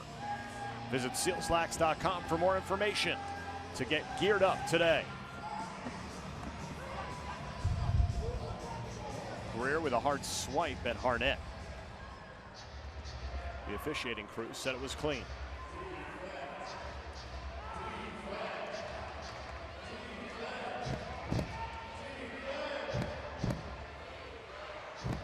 Dixon sitting at 400, and that one ricochets off the post. A smart pick prevents Schlosser from coming to a possession, and that one over the left shoulder of Siciliano. Diving was King to recover. Schlosser swings and misses, and Marshall King resets. Glissini one-on-one with Dixon. Dan Taylor from the outside, a low worm burner. Another outside goal. Taylor's first, and the Roughnecks by 5. Taylor just shoots over two Seals defenders. That's really a ball that I think Siciliano's got to have.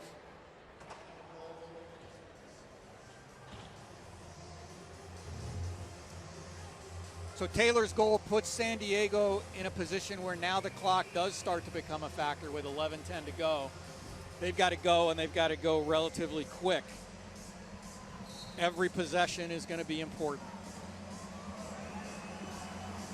Taylor had more points last season than he did in his first 3 years combined. A hometown native, as Gobrecht gets dragged to the turf, and they're going to call a holding penalty against, I believe that's Zach Currier. 6-on-5 Seals. Talk about the time becoming a factor. A 6-on-5 would be nice now. Greer shot. He's denied, touched up. And a power play opportunity for the Seals. Who's coming off? It is Zach Currier, as we get another look. And for Currier, his first minor penalty of the year. Just tries to go over the head on Gobrecht, pulls his arm down. Fairly easy call for the officials.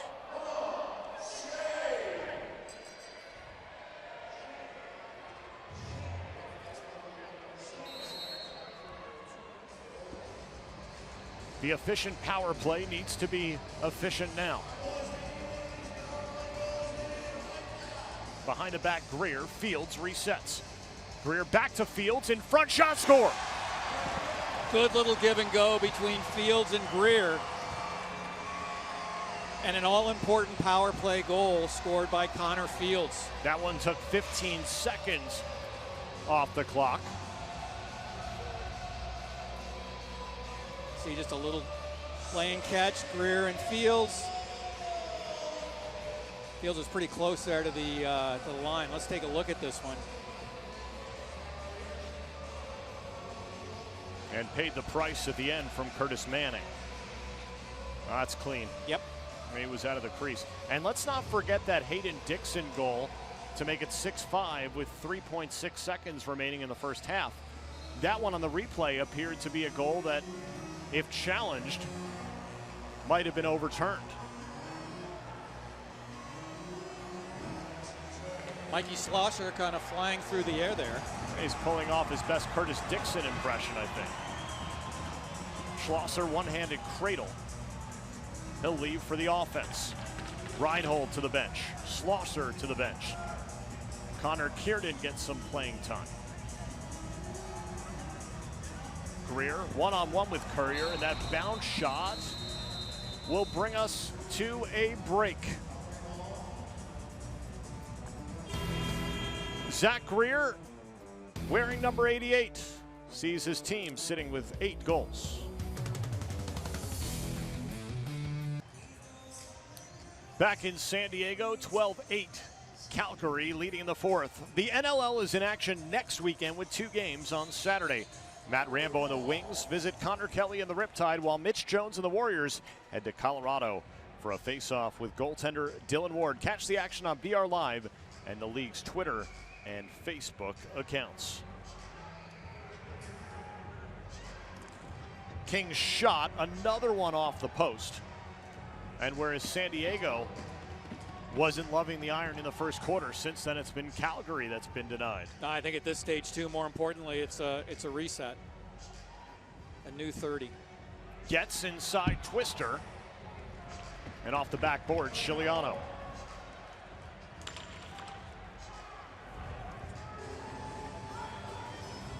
Travis Getz, the last player selected in the NLL draft. If it was football, he'd be known as Mr. Irrelevant. He's another one of those Calgary kids who's made good and made the pros. Fields feeds Buchanan, dancing towards the crease, shot. And a left kick save for Calgary. Callie's 3-on-2. Dixon shoots, denied. Chiliano with a nice left shoulder save. Very good rebound save by Chiliano. Running ahead, Carnegie, excuse me. And Mikey Schlosser for West Burke. Teams within 1 shot on goal of each other. Now make it 2, 47-45 in favor of the Seals. Bell tracks down the loose ball. Picked up by Drew Belgrave.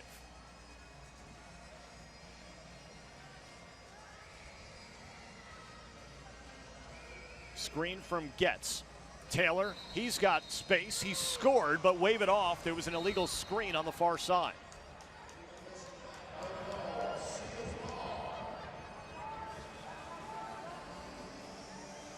Midpoint fourth quarter. Seals in their alternate uniforms in the black as Del Bianco cleans that up. Back to Buchanan, shot, sent it wide. Greer in a foot race for it. Cummings doesn't have it, but Calgary does. And Shane Simpson.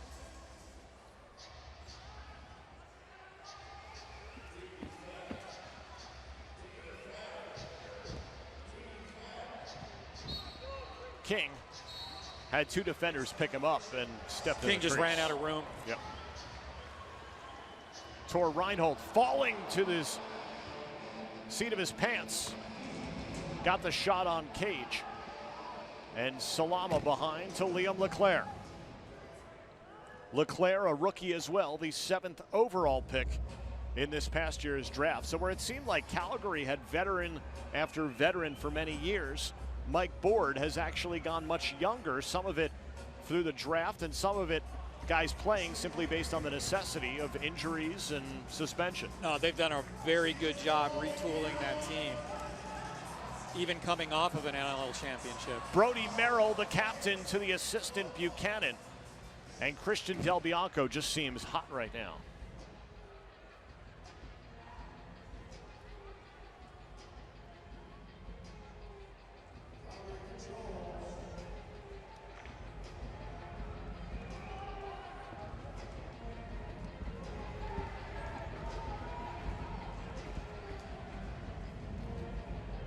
Chiliano sweeps that save. And again, San Diego now to the tune of half the game consecutively without an even strength goal. And now Calgary gets the reset. Again, the opportunity to eat some clock. Taylor has Chiliano push that one into the near corner. And another 30 seconds for the Roughnecks to eat up. King pressured by Tor Reinhold. We talked about it earlier. Both these teams have doubleheader weekends. Calgary tomorrow night hosting Philly. San Diego goes on the road and plays in Vancouver on Sunday afternoon. Curtis Dixon got dumped. And Matt Sykes leapfrogs over him for the loose ball as we're under 5 minutes remaining in regulation. Remember, San Diego did come back from a game like this against the Philadelphia Wings last year. Berg settles for a shot from the outside that'll take us to a break. A season ago, San Diego down big in the fourth quarter, scored 6 goals in the final 5 minutes to pull one out. Can they do it again tonight? 12-8 Calgary. And now for the play of the game presented by Geico. Curtis Dixon from the outside looks like a normal goal, but for him, the 400th of his illustrious career. 400, and you got to believe that he's on his way to his second 400 the way he's been playing. Well, the Roughnecks look like they might be on their way to a win on the front end of a doubleheader weekend, again playing tomorrow night. Ball down on the turf. This could be an opportunity. Cam Holding running in a 3-on-1. The leave for Gobrecht out of his stack, backed up by Brody Merrill. The dump to Greer, who scores.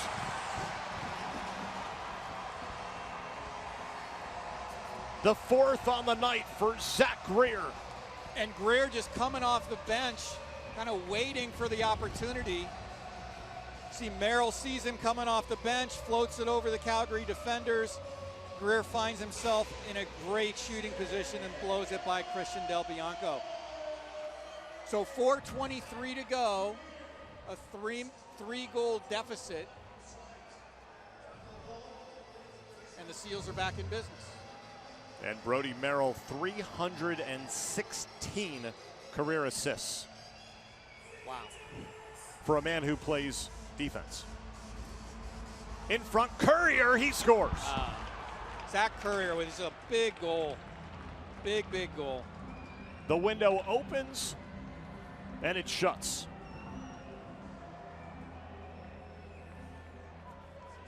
And Courier's made a living on this.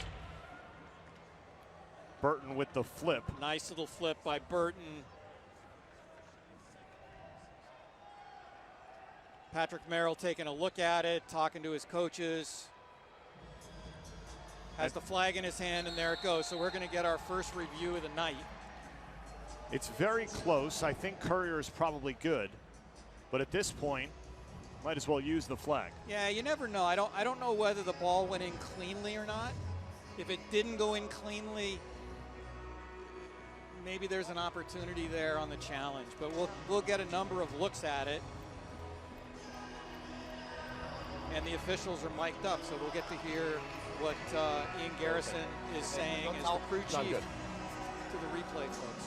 If the goal is good, it's 13-9 Calgary, and it was called as such. Hi, replay. Replay? Let's listen in. Hey guys, it's Ian downstairs. Can you hear me? Hello. Hey guys, let's go to a different look to start here, please.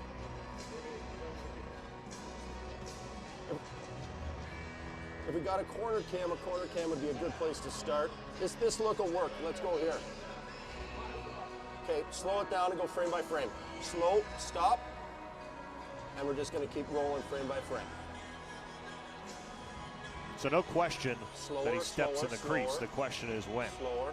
And was the ball across the goal line? One more forward. And we're kind of obscured by Ian Garrison's head here. Stop. Stop, back up 2 frames for me. I think the question is, let's did go the again. ball go in? Frame by frame. Slow, slow, slow, slow.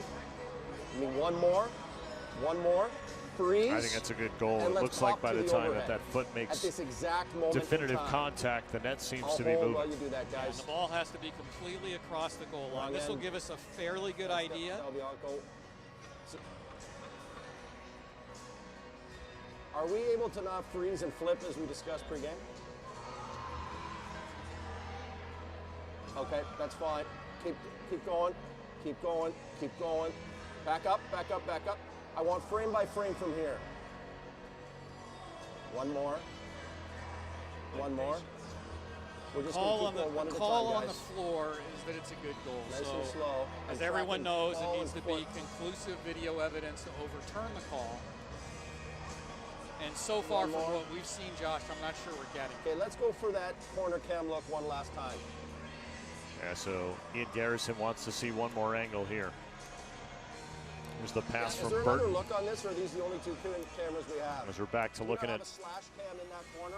Zach Currier. In the pregame, we had the slash. I think this is going to be a good goal. I agree. Yep, this is good. He scores on a quarter of the shots that he takes. And he scored on this one. Yeah, we got it. And assuming that the goal stands, that shooting percentage only goes up. A Pause. Peterborough, Back up one, back Ontario up one. native. Now roll very slow. Peterborough, of course, the home of so many great players Pause. Pause. in lacrosse Back up, history. guys. Pause when I say pause. and then Fans, on February 1st, these San Diego Seals are making history and hosting the Colorado Mammoth for the first ever NLL game to be played in Las Vegas. For more information, visit sealslax.com/Vegas. That game at Orleans Arena. And a chance for history to be made as the league expanding its reach.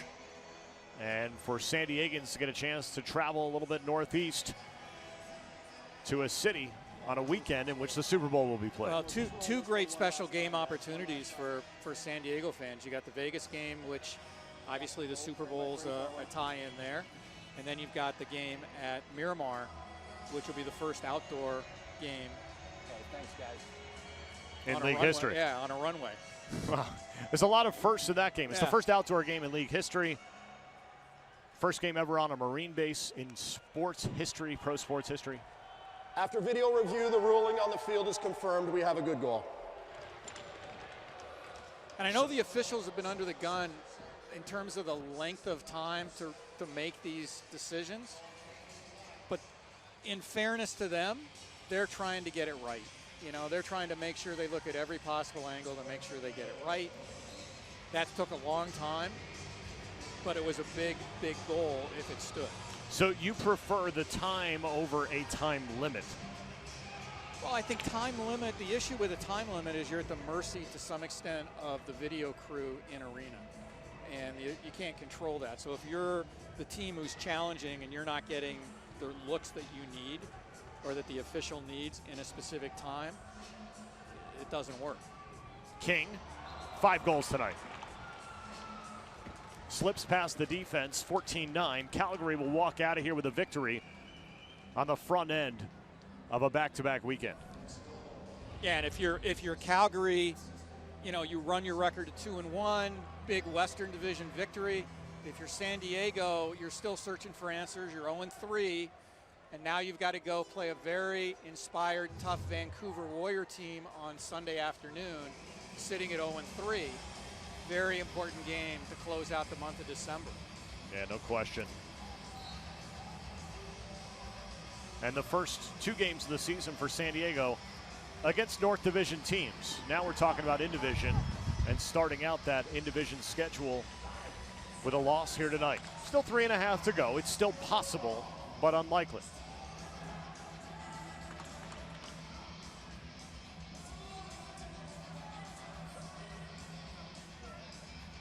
Buchanan, who's been quiet. Berg was in the neighborhood of a rebound, as he did earlier tonight to get one of his goals. Cummings will throw on the brakes and find Hayden Dixon. Coming up on NLL Postgame Live, highlights and analysis of tonight's game and a look around the league. Stay with us when the game ends for NLL Postgame Live. Well, and now, Josh, the wheels have kind of come off a little bit. Another outside bomb by Curtis Dixon pushes the score to 15-9. Sorry, Shane Simpson, who's got a couple tonight. Yep. And as well as Frank Scigliano was seeing the ball early on, those shots from the outside have been tough for him.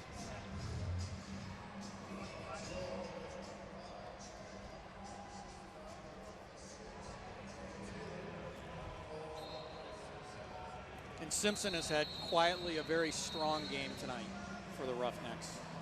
Procedural violation against Calgary.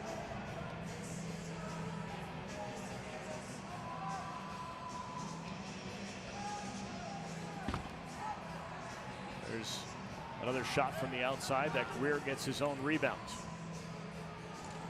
Shot scores. 2 tonight for Johnny Pearson, the first, the 10th. And some chirping after the whistles. And if you're looking for some good things from a Seals perspective, the return of Johnny Pearson is definitely one of those things.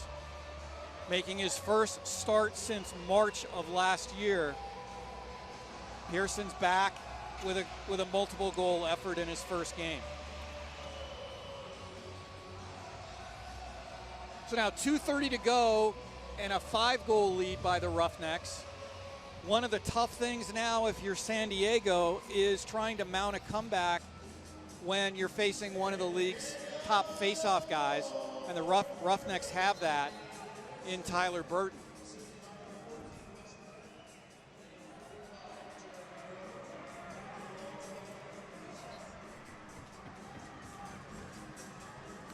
Gobrecht will take the face-off. Illegal cross-checking called on Zach Greer after the play, which means a power play for Calgary and likely just time to kill off the clock or attempt to. Holding can't recover, neither can Matt Sykes, and now Holding has it. And San Diego's got to manufacture something now shorthanded. Of which they did once in the game. It was Johnny Pearson's first goal. Berg didn't push all the way through that shot. He topples to the turf with Curtis Manning. Mitch Wild can't find the handle. Kyle Buchanan can. Nice hustle play by Kyle Buchanan. And now some extracurriculars behind the play. Matt Sykes, Brody Merrill and Mitch Wild. Merrill will serve.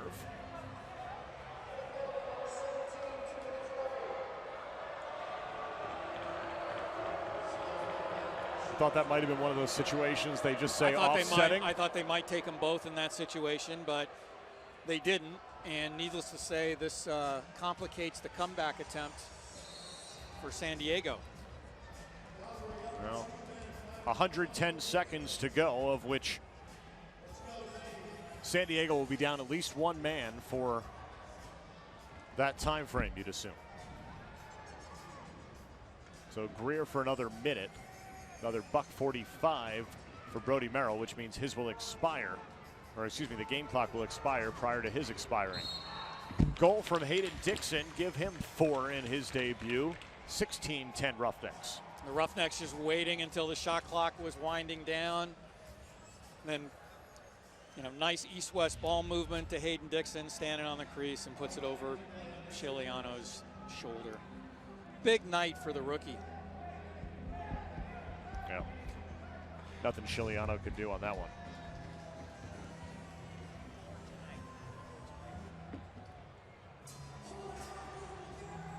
So 16-10 with 1:27 to go. And Doug, Calgary clearly the better team tonight. But I don't know if a 6-goal advantage is exactly reminiscent of what happened this evening. San Diego was in it until just a few minutes ago. Right, it was one. It was the 6-goal flurry. Right. The Calgary, the 6-goal run that they made went it 9-5, which really blew it open and forced San Diego into a corner. They started to play a little bit differently at that point, as they were trying to claw back into it. Yeah, the 6 goals made it 9-5. San Diego responds with the double minor on Tyson Bell with 2 power play goals to make it 9-7.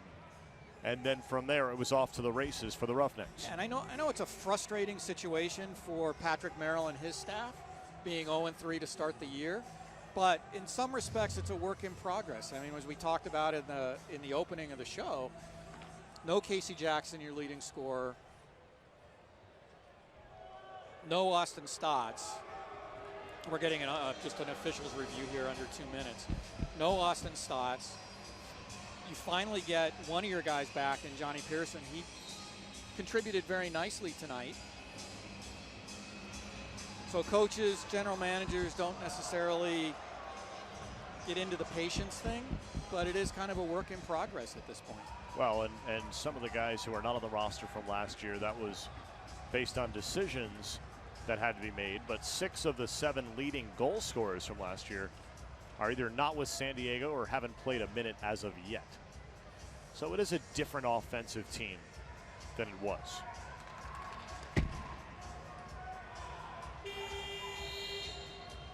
Schlosser still running hard. Inside 50 seconds. Schlosser spin, shoot, scores.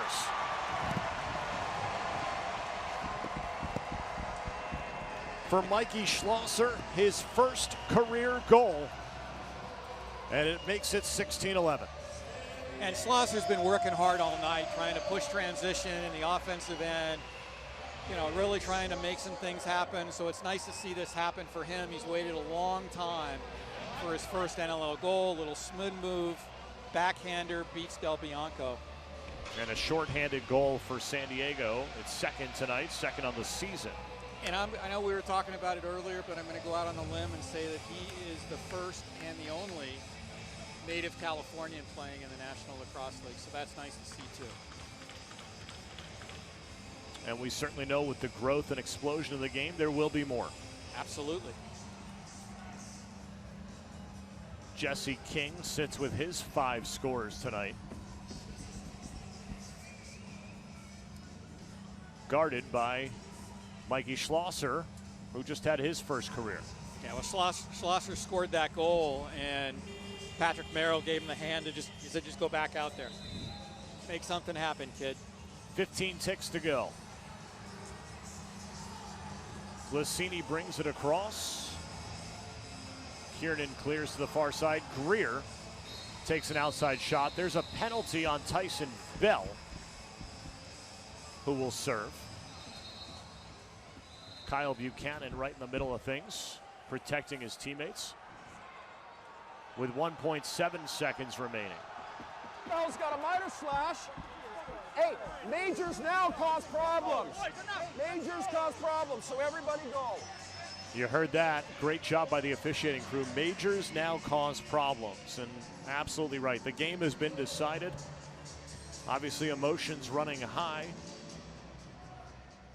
And Tyson Bell will serve his 3rd minor.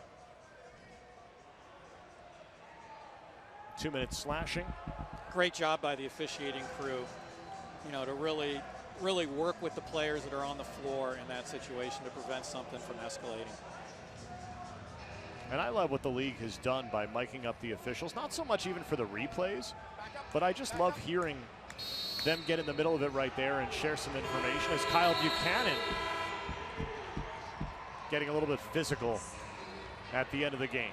16-11 the final. The Calgary Roughnecks come into San Diego and leave with a victory. Christian Del Bianco the win between the pipes. Jesse King a 5-goal night. NLL postgame live coming up next. Back at Pechanga Arena in San Diego, the handshake line. Curtis Dixon with his 400th career goal in a 16-11 victory on the road. We're now joined by forward Jesse King. And Jesse, congratulations, a 5-goal night for you. Talk us through the first 2 games of the season, just 1 goal scored for you on 25 shots. Tonight you got things going. What changed? The guys, they never doubted me. Offensively, they always kept giving me confidence, giving me boosts, and I think tonight it just kind of showed how effective we can be on the lineup. So we played fast, we played hard. That's our type of game, and we came out with a win. Jesse, talk a little about the impact of this doubleheader weekend that you guys are facing. A real tight schedule tomorrow, obviously a short night, tight schedule. How does that dictate how you approach things? I think right now we're just focusing on tonight, and then after the game we're going to have quick memory. Coach is probably going to give us a nice quick talk, and then we got to get focused up for a quick turnaround back home tomorrow in front of our fans. So we're looking forward to that as well. Jesse, you're a veteran at this point in the NLL, 4 seasons. How about the rookie, Hayden Dixon? He had 4 goals tonight. How nice was it to see that he got in the lineup and he was able to contribute? Yeah, I think you love to see that out of young kids. He played with energy today. That side was banging bodies, getting through the middle really hard. And, as a young guy, that's all you got to do. And, on that side, you got Curtis Dixon, so he's going to take a lot of the flair from a lot of guys. So I think, congrats to Hayden. He had a great game tonight. And as an offense as a whole, we were great. Congratulations, Jesse. 5 goals, 4 assists. Congratulations on the win. Good luck tomorrow night. Thanks, guys. Thanks, Jesse. Final stats. Shots on goal, San Diego, as it's done throughout the season, exceeding its opponents. Loose balls, even. And the big number there at the bottom, obviously, aside from the overall score, is Curtis Dixon with 400 now in his career. Let's take a look at the highlights from tonight's game. Starting off with Westberg to give San Diego a 2-goal lead. Westberg continues to have a great start to this year's campaign. And very, very solid effort again tonight for Wes. Here's Curtis Dixon to make it 5-4. That was number 400 for him. Milestone on the way on his spectacular career. Zach Greer with 4 goals.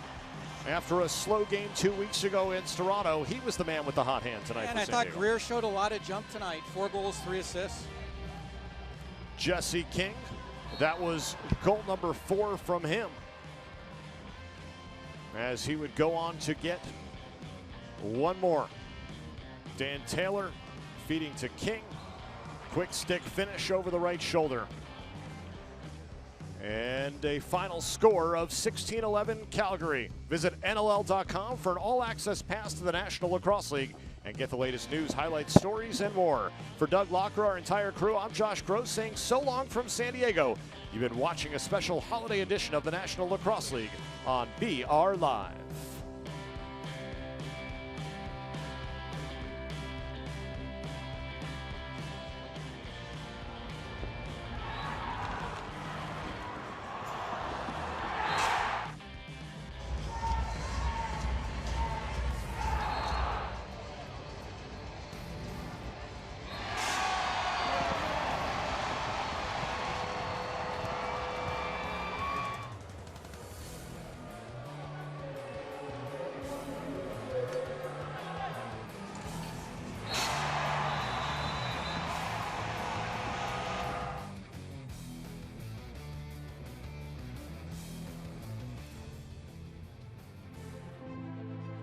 You have been watching a special presentation of the National Lacrosse League.